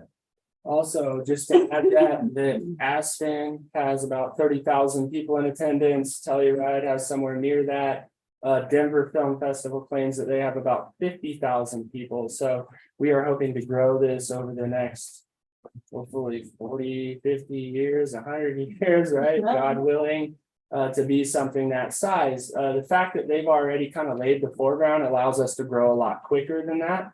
That's also why we have such a great name, Winter Park. We're in Fraser, of course, but we are able to attract more films that way. People look up Vale, they look up Aspen, they look up valleys such like this. That's where they recreate, that's where they want to be. So just wanted to add that. So far, we've worked with Catherine Ross on getting this thing off the ground, and she's been a tremendous help. We're also working with the Grand Foundation with Megan Ledeen as a fiscal sponsor. So that's been approved. So everything that is donated is tax incentivized. In the future, we're looking to bring on a large scale sponsor such as Patagonia or National Geographic, because we are in contact, we have a contact with both of those companies. We believe that this is attainable. So far, we've put a budget of $20,000 for this first year. That is a skeleton budget. That is barely going to get this thing off the ground. But it will get it off the ground. This includes the rental of the foundry, a mixer event, the award ceremony, trophies, miscellaneous items to just run the festival.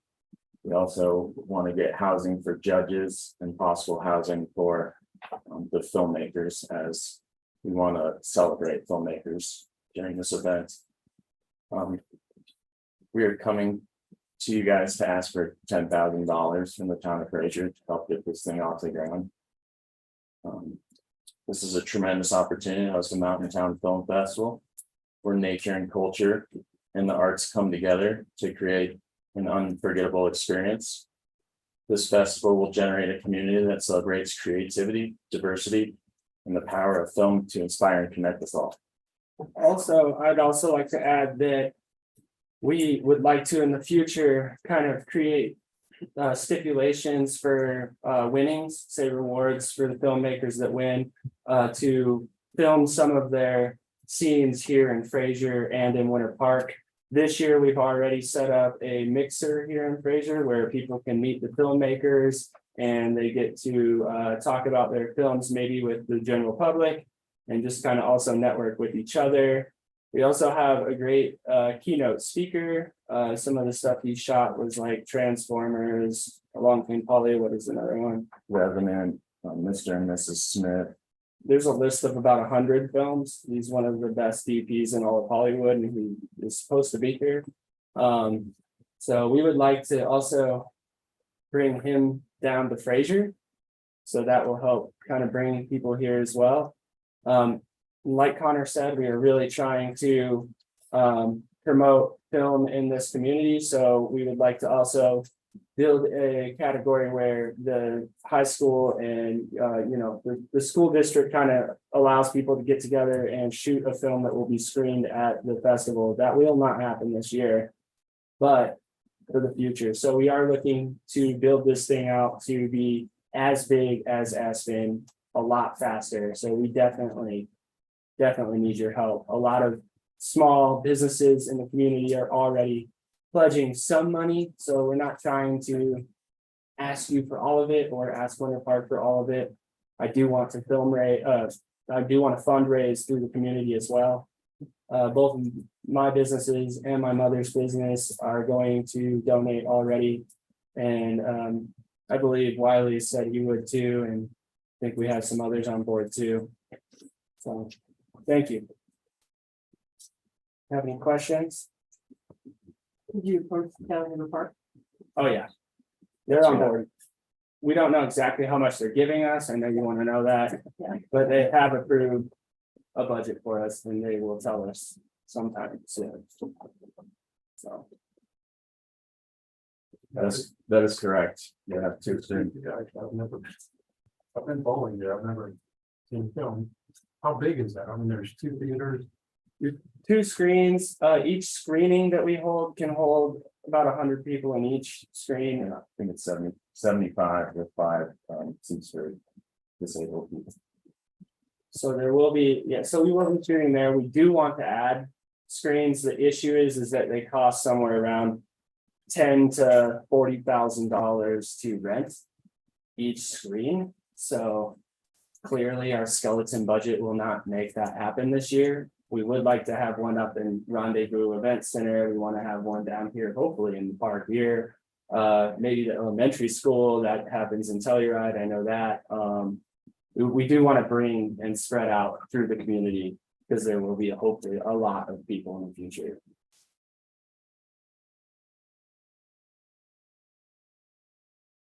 That's too cool. What time of year do you guys want to do it?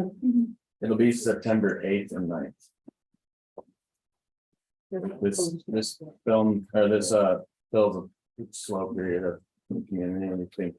And that was one of the main reasons we chose that. It wouldn't have conflict any other events. It's also pretty beautiful up here and. Hopefully not.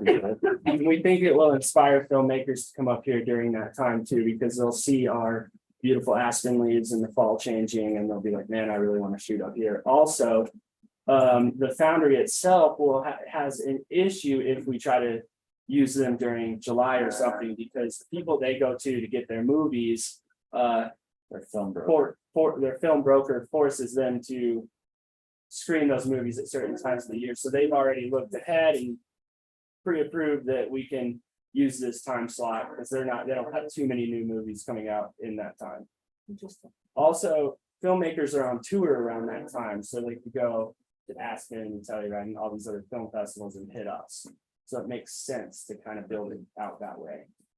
Would it be recurring every year at the same time? Ideally, if it works, that's what we would like. I know. Mammoth does film festival in March, which would be cool too, because we get to see it during it, but kind of like. What? We're too busy in March. Exactly. I like the date it's set right now, so we'll see how it goes here. And go from there. I mean, if you guys want to preach for warm weather, I'll do my warm weather dance too, because it'd be nice. Well, It could be cold. so far, but we're having. Did you ask the rec center or the Fraser Metropolitan Rec District for donating? Because that's 12 grand. Right? So we, For 2 days.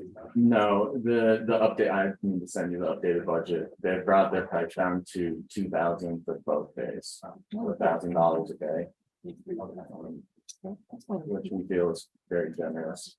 Can you call it the Winter Park Fraser Festival or just the Winter Park? So,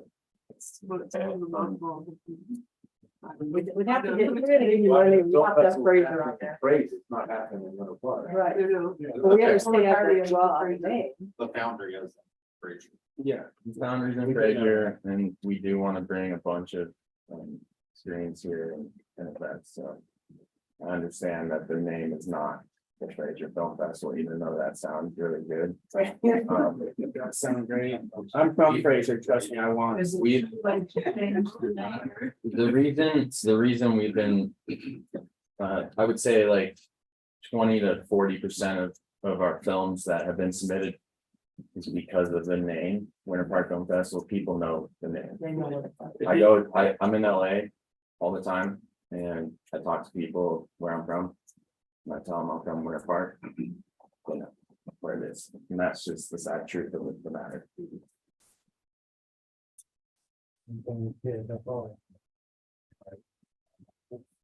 I'm passing it. I'm passing that torch to somebody else. Somebody else to fight that Fraser battle. But it makes sense because it's like the outside, right? Yeah, we're competing with these other large film festivals. The only market, one park, don't know. And look, on the itinerary, there's good possibility to add in Fraser's name, and I think it should be done personally. I think we've discussed this a little bit, but we do want to have maybe like, you know, the Winter Park Film Festival itinerary. This event is the Fraser, you know, film mixer, or we need to add that in, and I think there's ways to get creative. We could do like the Fraser Short Festival or something and branch off our short film categories to be in Fraser and split it up that way. there's a lot of possibilities, as we grow. But right now, we just need to get this thing off the ground. Film festival, you're supposed to be funky.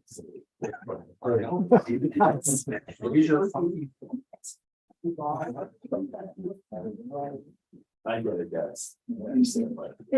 I love it. Like, I'm 100% in support.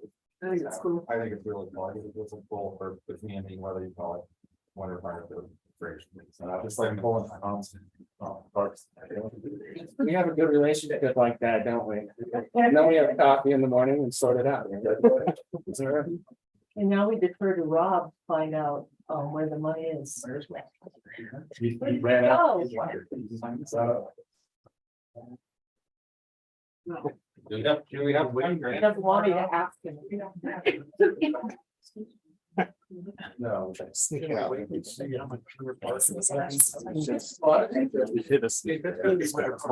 festival, they use the picture in more than we. Yes. I agree. Possibility of money from the state again. The Styria is super tough to work with. We do have a lot of ties at the Styria because we both grew up, you know, in race club and in just in comp center. So anyways, we tried to go through them this year and it was just running around all over the place. No one had any answers. No one could give us answers. No one could put us in touch with anybody. And this year it's totally out of the question.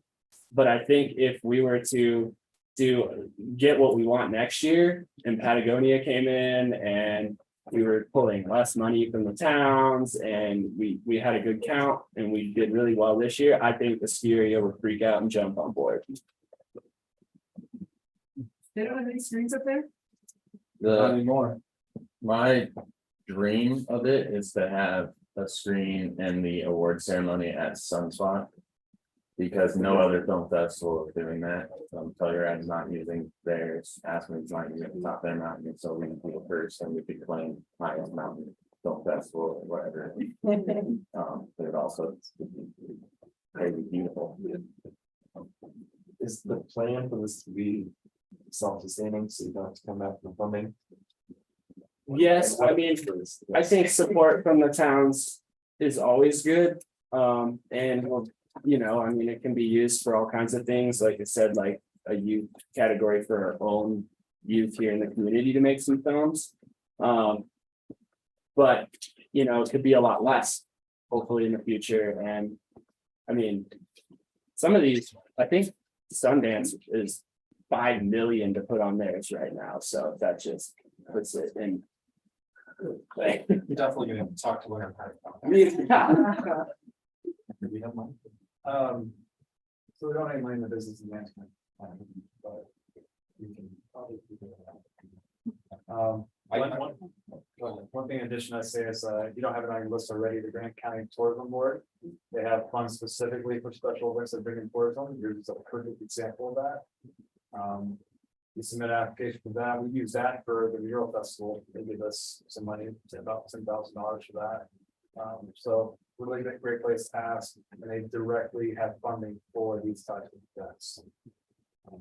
We're not gonna take all the money for the mural festival. I mean, No, it's a big. We don't want to be that, we like that festival. To apply for it, so the Great County Tourism Board. That's a $2 million budget. How much time, do you guys know anything about time? to apply? 45 days before your event is. I think we have time, okay? You got time. All right, we'll go there too. Only other thing I would advocate for is that we're gonna finance support this from the town's perspective. I think next year committing to doing a screening somewhere in Fraser, even if you're gonna do it at some spot, we could do a projector or something like that, picnic in the park here or something like that. Before I. And come to us at budget time. When is that? Right, so. Here's the dates. October through December. Yeah, All right. so October, that was, it's easy when we plan in advance versus having to do it when it's not budgeted. Totally understandable. Do we want to make a motion to, or do we want to wait for, see what Winter Park does? Make it 100,000 this stage. And then see, Meeting, I don't think we have enough information. Do we have money in the budget first? Yes. Some. But the new assessments on everybody's property. When do you see it first? How quickly do you guys do it now? Like, is it a few weeks? A few weeks worth. Ideally, we want to start working on getting trophies built out, which are gonna cost the money to step in our feet for the miscellaneous items. Also, I mean, it has to go into the Grand Foundation and they have to allocate the funds for things. So for us to spend any money anywhere, they have to get rolling. And they've approved it, so. Let's give it a couple weeks into June. Yeah. So it goes into the Grand Foundation first? That's correct. They're our fiscal sponsor right now. All right, okay, so we would be putting our donation into the Grand Foundation, your fund, That's right. and then they're doing the disbursement. That's right. I think it's better they're in charge than me, put it that way. Yeah. You're very thorough. Okay, You're very thorough.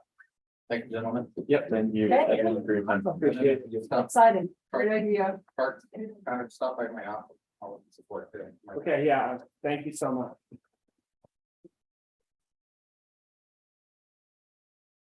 Next is Victoria Village Master. And that up here.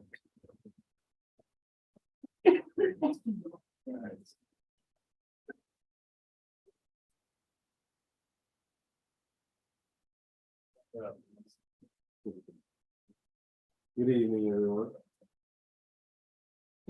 Anyways, it's getting late for you, isn't it? That's all right. But anyways, good evening, board. Thank you for having us. Really look forward to be here again. And provide an update. We've had a chance to show. We've had a chance to show some of the master planning progress that we've made over the last couple of months. You know, open houses and show where ideas are in the needs of the community. And we're really here today just to provide a quick update as to where we are. What are some of our next steps and what the timeline look like? And see if there's any questions as we move forward. So anyways, we've got a quick agenda. We want to go through a few bullet points in terms of planning, development, and then have a discussion on financing and then go from there. But so my eyes, it's not quite that good, but in any event, in terms of process, we've had 3 of the 4 master planning open houses so far. They seem to be picking up the momentum, and you know, we started with an initial plan that is in the packet here. And we'll talk about where we started and where we're going, but about 3 of the 4, we'll be coming back in a couple of weeks for the 4th and final, and then be in this forum again, seeking approval of the final master plan for that. So it's important if there's any lingering questions that we address those, because we are in the final furlong of the master plan. So the plan today has really incorporated a lot of feedback that we've received from the community and from your all's input as well. I think we are still consistent with the plan in terms of the overall site utilization. I think we've maybe had an opportunity to pick up somewhere between 15 and 20 residential units, largely due to the increase in building height, which has allowed us to take better use of the site. So we're thankful for that. The plan that we will ultimately present, as shown in the packet tonight, is self-contained. It fully parks, which is one of the constraints that we try to stay within. I know we've talked about parking somewhat informally about whether we could get some relaxation of parking requirements or changing the size of the parking spaces. And the feedback is that you'd rather not have any kind of parking variance or so forth. So we are where we are in terms of what the site will yield. As you know, we've got a very large conservation easement and wetland that we're dealing with, and that consumes about 40% of the site. So between that and parking and the need for snow storage, I think we produced about the best that we can, given the parameters that we're working with. So in terms of, some of the things where we are, we've had a number of interactions with Grand Environmental as they've gone through the process in the past 4 weeks or so, 6 weeks maybe. They're looking at reevaluating the wetland delineation, and we have prior maps that have been outdated, but the long and short of it is the boundaries that are depicted on those prior maps are ones that we stayed outside of, which is a good thing. So we're not looking to reduce the size of the wetlands or the conservation easement. We don't have to. It looks like those boundaries are going to remain intact anyways. So I think the conservative approach that we took to stay outside of those boundaries is going to prove to be worthwhile. So they should be finishing up their work in the next few weeks. But I think at this point, we have the information that we need to move forward. And we will move forward in a couple of different lights. We'll be starting with engineering here in the next few weeks. And I'll come back to that in a little bit. But we will also be moving forward with an Army Corps of Engineers permit so that we can cross St. Louis Creek. I think we are very close to a preferred alignment. It's not all in the the little neck where the wetland is at its narrowest, but it's going to be just to the east of that. Obviously, we're going to try to minimize any type of disturbance of that so that we have better odds of being successful with our permit with the Corps. And I think we have an appropriate type of planned crossing. It does minimize that so that at the time that we're in the creek making those improvements will be at a very minimum. So we're not going to be disrupting water flows or something like that for a month or 2 months, but rather measured in weeks. So and perhaps 1 to 2 weeks. So that's a good thing. Let's see where else. So conceptual design has started, as you've seen from some of the open houses. Not only do we have planned building footprints, but we've also been able to rationalize the size of the buildings, typical unit sizes, so that we know that the density that we're proposing actually fits within the building footprints that we've had on display, and that we have the current plan in the package here tonight.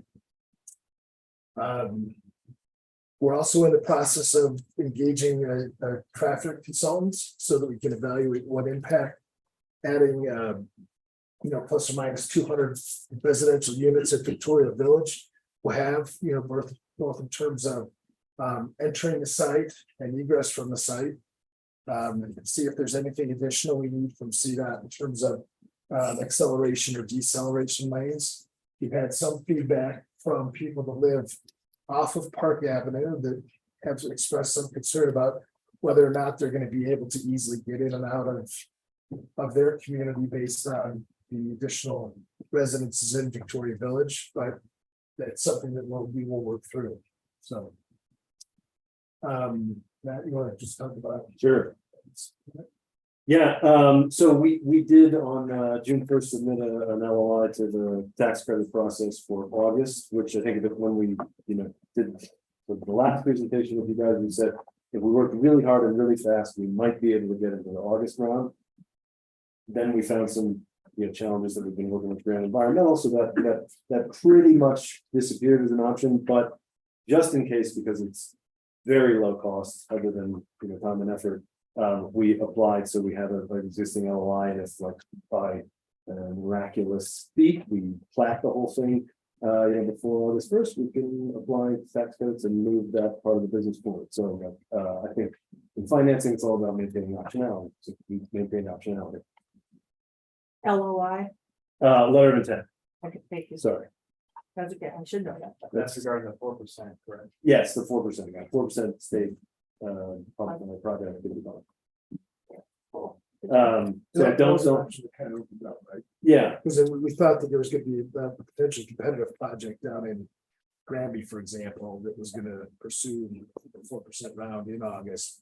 They have since used a different format for financing the project, as we understand it. So that opened up an opportunity for us. We wanted to submit an LOI. I don't think that we will be able to move forward with the August just because of where we are with timing and the level of definition in terms of engineering and planning. And so it will likely take us well beyond our deadline to apply in August. So, but nonetheless, as Matt said, it keeps the option open.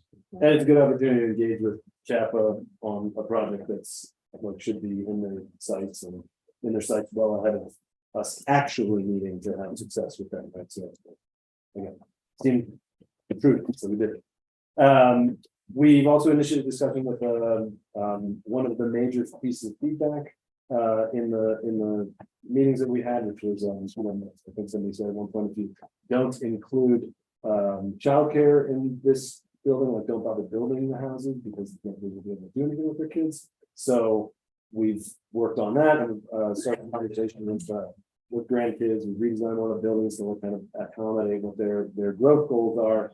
And then that statement also ties with this alternative financing arrangement that we've discussed with some of your esteemed members of the groups where we can access municipal bonds that are separate from the tax credit financing for things like childcare facility and sort of middle income stuff, not the ultra low income stuff. So like the goal is to build a wide variety of homes that fits really well. That financing solution fits really well with some of the goals and particularly the childcare. So, that's good. Do you know where you're gonna put it? Yes. And Well, we're talking on here, we're talking option 1 or option 2, has that been decided? well, we're throwing up some new pictures, so I'm not sure what you guys. That's a different. Yes, well, they're all kind of the same color. Right? So the difference between option 1 and option 2, I think option 2 is essentially the same layout, but without having the commercial space on the first floor of building E. So that's what just step through what's on the page. This was the thing the picture that we sent you when we put our proposal in last year. So just to remind people, like the key element that you should have here is there's a small gray rectangle on the left hand side, and it's not so wide. That was in theory parking garage, right? That requires a bunch of financing, should be expensive to build. We could, in theory, still do that, but at some point we got some feedback to go with ground level parking, and so that's as Arnell said, if you're going to build up, you got to build out, so that applies to parking as well as housings. So you'll see that not the next picture, but the following picture after this, you can stay on the other picture. We'll show what we ended up with. This is a geological survey, so it shows some of the wetlands that we've been working with, like changes from what we knew to what we know now. Found a couple of wells and things like that. Wetlands generally stay the same. There's a floodplain that we're going to work with, but we've pretty much figured all that out. So if nobody has any questions, we can go to the other similarly colored picture that will point out the distinctions of. So, well, one last point on that prior slide. The lower right corner, you see a crosshatched concentric circle. That is a proposed well site for the future. So that space there is being carved out of anything that we can build on. So as you'll see the next space or the next page, I'm sorry, we're going to make that a pocket park, and there's some implications of that, but we are preserving that without putting any improvements over the top of it. So, and it happens to be just north of building E, which is that one in the lower right-hand corner, which is potentially the 10,000 square foot, 40,000 square foot building, because it's still the 10,000 floor plate, which accommodates what Grant's Kids is interested in. And with the well there, I think that makes for an excellent educational opportunity for like hydrology and the importance of water and things like that right next to the school. So building E. Yes. Is where you're looking at putting the daycare. That's a good one. Awesome. Yeah. I don't hear consonants very well. So I'd like to clarify that. Cool. Great. So the number of buildings from the original plan to where we are today has decreased. The density has increased slightly from about 185 units to about 205. Or at least 195, but maybe up to 205, depending on whether the daycare goes into building unit or not. Because that 10,000 feet will translate into roughly 10 units, plus or minus. So. But the point is that, you know, the original plan, the buildings were in different shapes and sizes, and so, you know, we want to take advantage of having similar building styles, similar shapes, so we don't have to redesign 7 different size buildings, we could do 3. So, anyways, we've homogenized the building sizes to take advantage of economies that way. Yeah, oh, no, by all means. Based on some of the earlier comments, I mean, some of these buildings are north-south.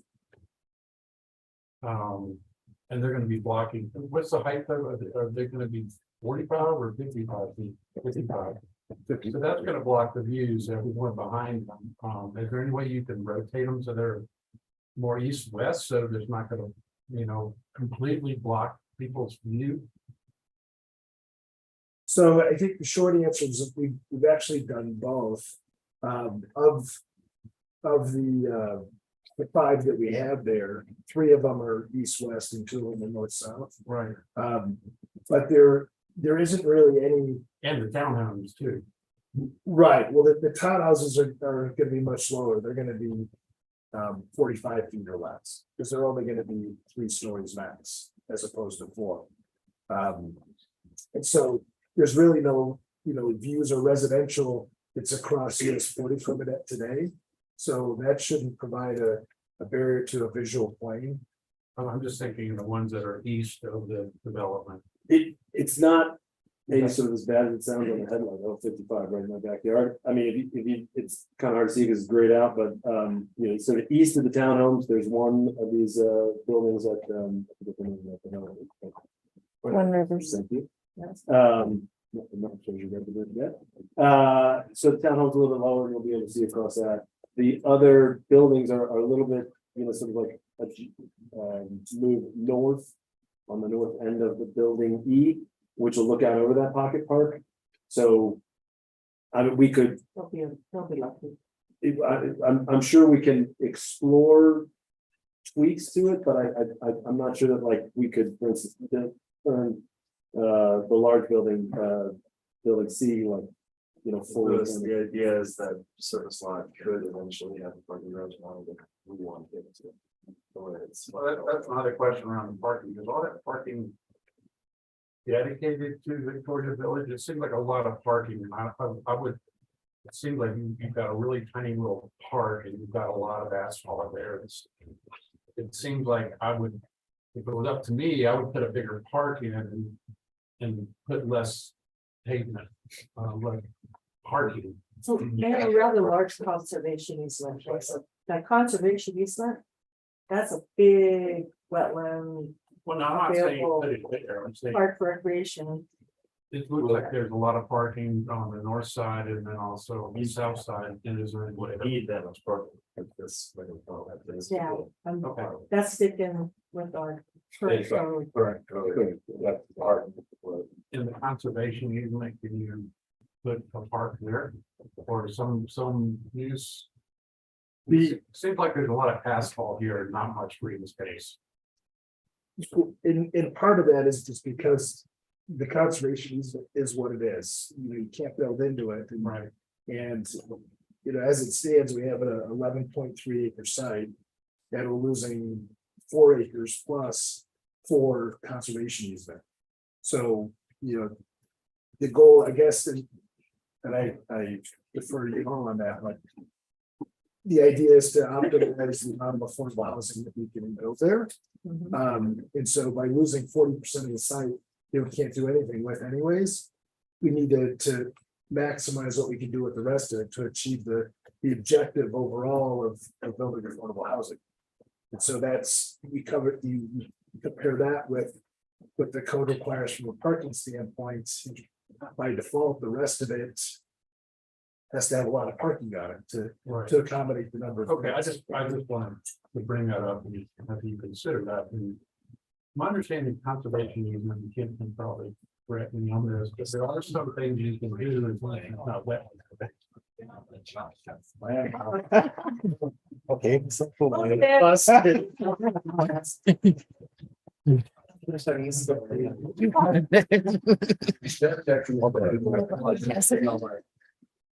It could be open for passive recreation. What's the fun? So how much of that conservation you can, because wetlands, you can't use wetlands, right? But some of the conservation easement, if it's not wetlands, you could put some recreation. So I can kind of answer that here, but so you see some of the light green patch there within the conservation easement area. That in addition to, if we were to put some enhanced space, which we anticipate doing with some trails, some gazebos, some cool kind of access to those natural areas. You just need to mitigate the wetlands and put them in that, relocate them in different locations. So with them building the bridge there through there, for example, they're gonna need to mitigate where those wetlands are essentially removed for that bridge and put them in different places there, either on that side or another site here within the area. We fully anticipate enhancing that green space with some, for some public use. To include some trails or something like that. There's some good funding available for the county for that as well. And something else I would point out, we're building E there on the bottom right. We look just east of that building there is the Winter Park. That's one of their sanitation offices. And then to the south, you actually do have some of those apartments there, where if you were to rotate that building to go east west, you would actually be blocking, I think, more residential view than the way it's currently laid out. Okay. I mean, I'm sure there's been more public comment about those buildings, if they're 55 feet high and they're blocking a lot of people's view, but. They'd be blocking the views at 45 feet. Yeah, 35 to 45 feet to block. Yeah, so the extra 10 feet. Purpose of this property is for affordable housing. And the thought was too, is because a highway is about 20 feet higher than this, the ground. That gives us that room for the. And those you're concerned about views, we all care about views up here. Grant County is about 75% open space. If you look at national forest and BLM land. So if you want to enjoy the views, as I am a real estate agent, I tell people all the time, go out and enjoy the views, get out of your house. So the views aren't protected. The one thing that you can't protect, the only way to protect the views is by the property. To your parking question, I'm all for getting less parking on this space as well. Mainly because I read an article up from Minnesota. They did a bunch of studies, they tried a bunch of different things. And the one thing they found out is rich people don't like to walk. So if you get right through their parking, afford these units to stay more affordable because the people that can't afford cars will be the ones that them walk to their jobs. So I'm for you because I mean, you've got a lot of impermeable roads and stuff, yeah. that, and then that presents all sorts of drainage issues. But that water's gotta go somewhere. Anyway, that's a few comments. Knocking down parking for green space seems maybe doable just based on, I mean. Hand over heart, not the planning expert here, so this is advanced. But we do, I mean, we gotta keep in mind like scenario because of that. So it always seems like more than we need, but if that's something everybody's interested in, we can go tighten the screws and then that thought process. So there are a couple other minor changes that we're looking at relative to this plan. So if you look at the two rows of townhouses, for example, we're currently showing, I think, 6 on the north side, which will front to the conservation easement. We show 5 to the south. It turns out that we're going to look at making those 20 feet by 50 feet. So they fit well, but what it allows us to do is to actually have that turn, instead of 6 and 5, it'll be more like 7 and 6. So, but we can also bring that, we're looking at bringing that second south row of townhouses down to be more abutting the pocket park. So I think that'll help, and that'll increase the separation between those two rows of townhouses as well. Now, is the fire department okay with that, just the single access in and out? Well, Yes and no. as part of it, what we would look to do is you see the access there on the east side of the site. Yeah. We're also evaluating having that then turn right into the road between the two rows of townhouses. So they have a way to get in and get out. Gotcha. So Logan Associates has been socializing that with East Grand Fire. Just, and aren't most of those buildings sprinkled because of their height and density? Yeah. Yeah. But that's the current plan, and that's what we would be looking to submit, with obviously based on these other couple of tweaks that we're looking at, which may or may not end up proving out, but something very, very similar to this is what we seek approval on in 2 weeks. Can I ask a question? Do any of the townhomes or the buildings have parking underneath them? No. No. Okay. Yeah. I One of think- the two is not agreeable. So they have a garage. Yes. They have a garage Yeah, and then the yes. space in front. Yep. Yeah. So, but it's not underground. parking. Correct. And so what we're trying to do is have That's what I a 2-car garage for the townhomes. Mhm. And then have a 20-foot, 18 to 20-foot drive so that we get off street parking on that too as well. So those again would all self-parking. So there's all kinds of mixed ideas about that, but we prefer in general to have a longer drive to get additional parking off street.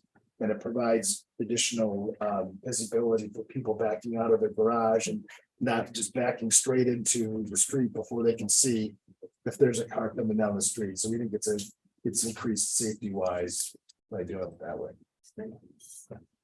And then this picture that's up on the screen, sort of by the numbers. Building A in the northwest corner on the other side of St. Louis, north side of St. Louis Creek. That's about 40 studio style accommodations. As it is currently planned. Buildings B through D, which are the ones that are, circling the incredibly beautiful parking lot that we've designed there. Are going to be about 125 1 to 3 bedrooms geared towards individuals and growing families.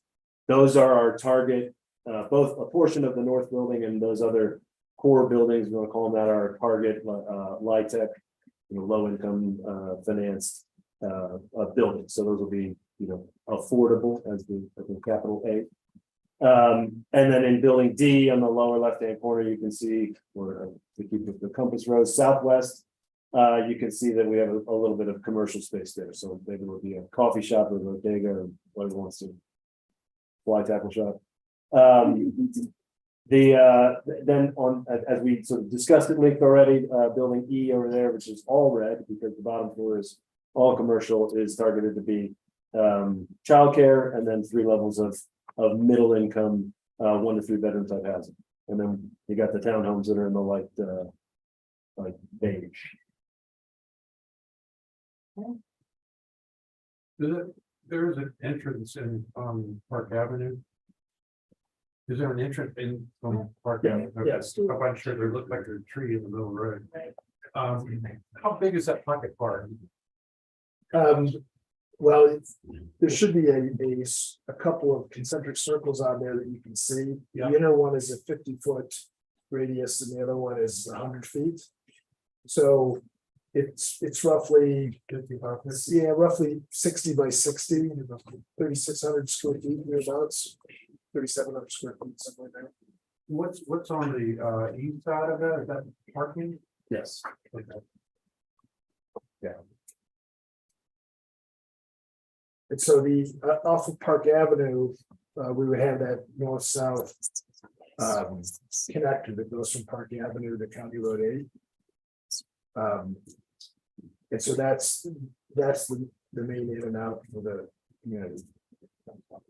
And what we've also shown there is a bus stop. We'd like to have bus service in the community. I think that'll make it very usable, very it's not the right term, but kind of a transit oriented district. You can live and you can use public transportation to get where you need to be. So we can reduce the parking and keep the units affordable. Right. Okay, so we'll put that on the list to work on that. So one more question. I know this will be staged in construction. And I know that grandkids, their space is on shaky ground right now. And the amount of money they're being charged is going up for their daycare facility.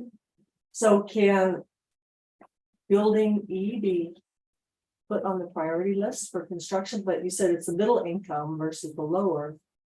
How does that affect the LIHTC funding and all that? Yeah, so excellent point. So we did have a conversation with grandkids this afternoon and kind of getting the first initial pass on numbers.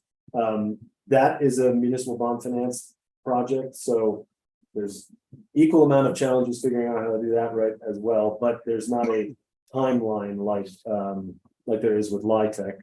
So long as there's a couple of asterisks around that, like we need to partner with like the Fraser River Valley Housing Partnership on that, et cetera.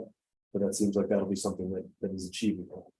So what we're penciling in the pro forma right now is like a school year 25 start for grandkids, which is again like requires the triple ending for permitting and stuff. But Great, thank you. Just add two things real quick from a public works standpoint.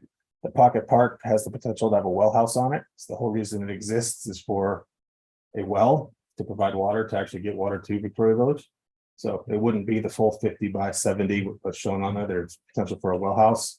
And then just from a public works safety standpoint, the idea of the daycare going in first in a major construction zone is something we would have to consider as well.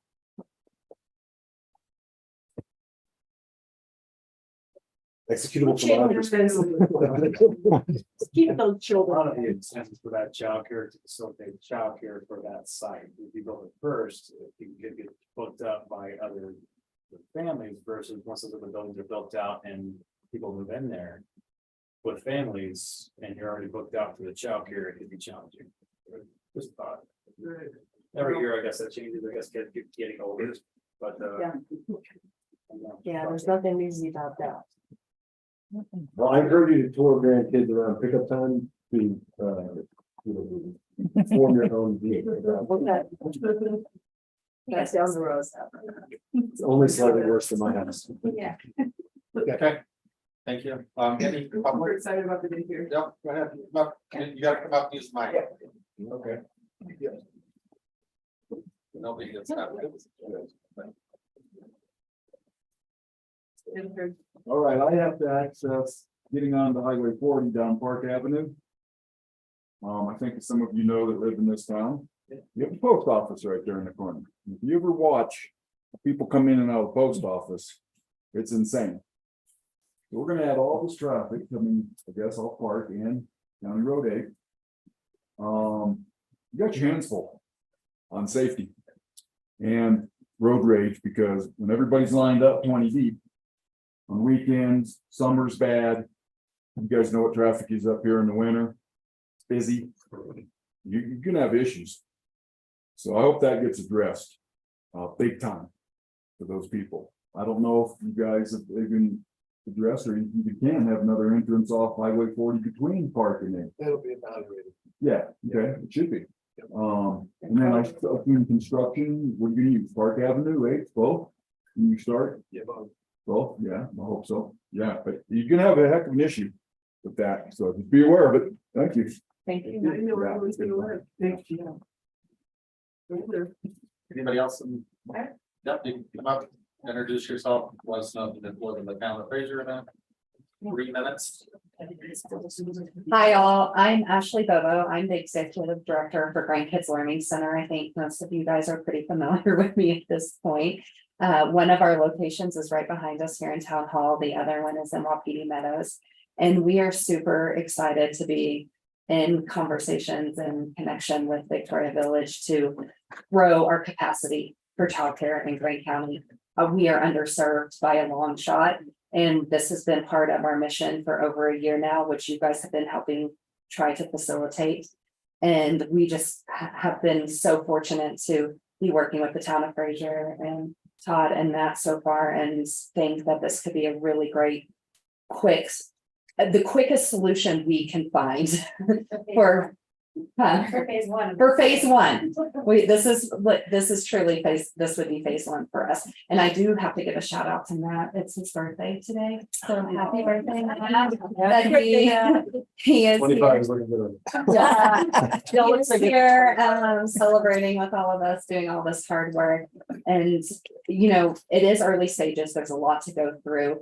But this facility would be able to double our capacity. So between our two locations right now, we're serving about 50 kids a day. This would put us over 100 children a day. So that's why we say phase one, because our county is continuing to grow. And we realize, like, as you guys have already heard from us, our tennis court space next to our current phase, our current location here is still a priority, but we don't want to discount the tennis courts finding a new home. So we feel like all of it could be part of our plan for the future success, but this would give us a very good fighting chance to helping families stay in our community and continue to grow our economic well-being for Fraser. Does that include you staying in an existing location? Yes, one, not Wapiti. No, okay, Sorry. I don't mind shouting out that Wapiti has not been a very favorite friend of ours, so we would like to vacate that as quick as we can. But yes, we would still utilize our Eastham location and try to maximize that space and extend out into the tennis court lands still, because they're in a second phase for us. But yes, phase one is looking really promising with you guys in Victoria Village. Okay. Anything else? Thank you guys so much. Thank you. Any other public here in the building? Anybody online? Okay, thank you. Thank you. Thank you. No, there's still one in there. Yes, they. What's the school? Name something else to say. I was gonna say, Victoria Village at some point. Yeah, someday we'll. It's unlike those other guys here, we're more amenable to reading.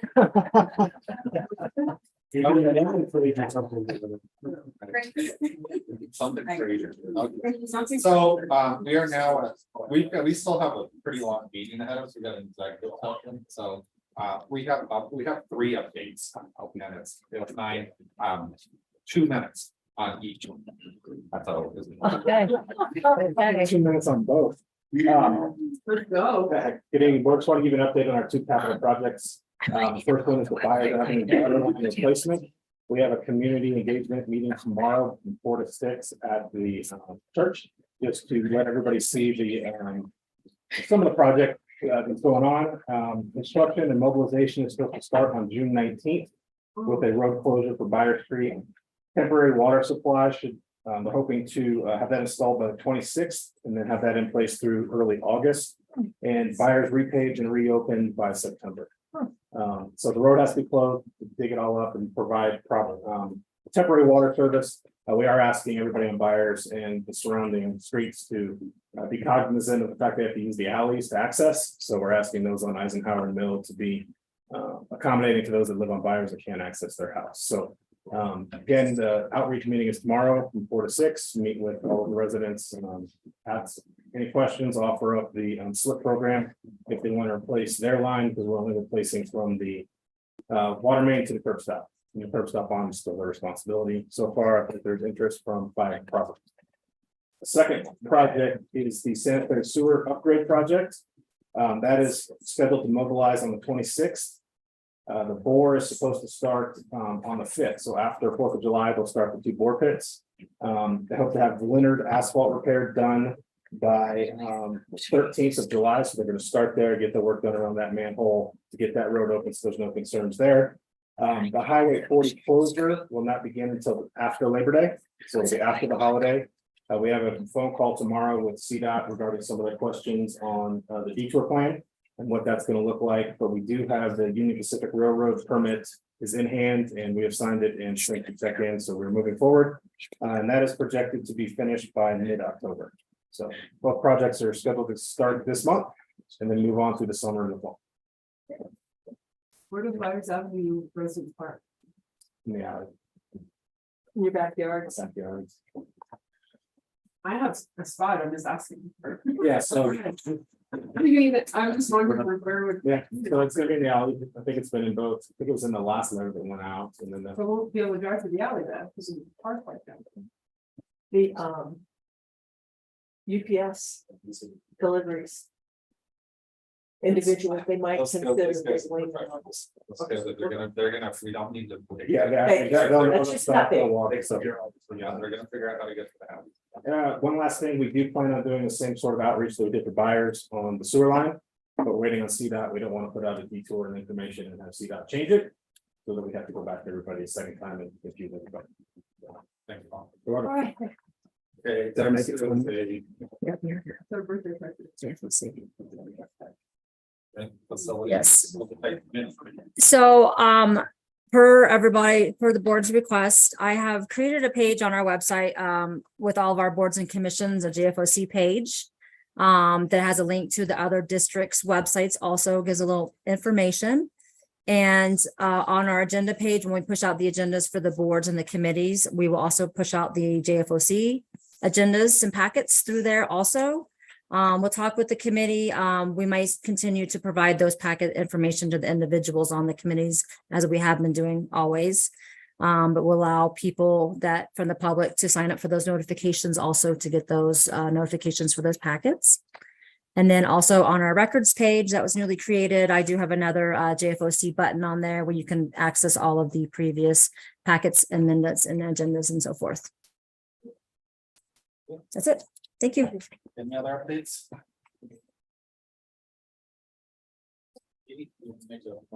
Yeah. Right. I move to enter into an executive session for a conference with the town attorney for the purpose of receiving legal advice on specific legal questions under CRS section 245, 402, 4B, and for the purpose of determining positions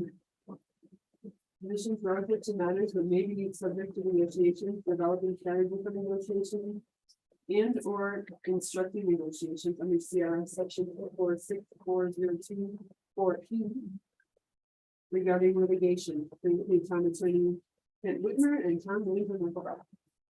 I'll type it down. Any further questions? Want to be on this? Just, I think he's. Section 24.5. Okay. All in favor? And then public, we're gonna ask, this is an executive session, we're not, this is not open to the public. This won't be recorded because our attorney is here. We will not be coming back out of this and coming back to the public side, but there's no reason for you to stick around because we will adjourn.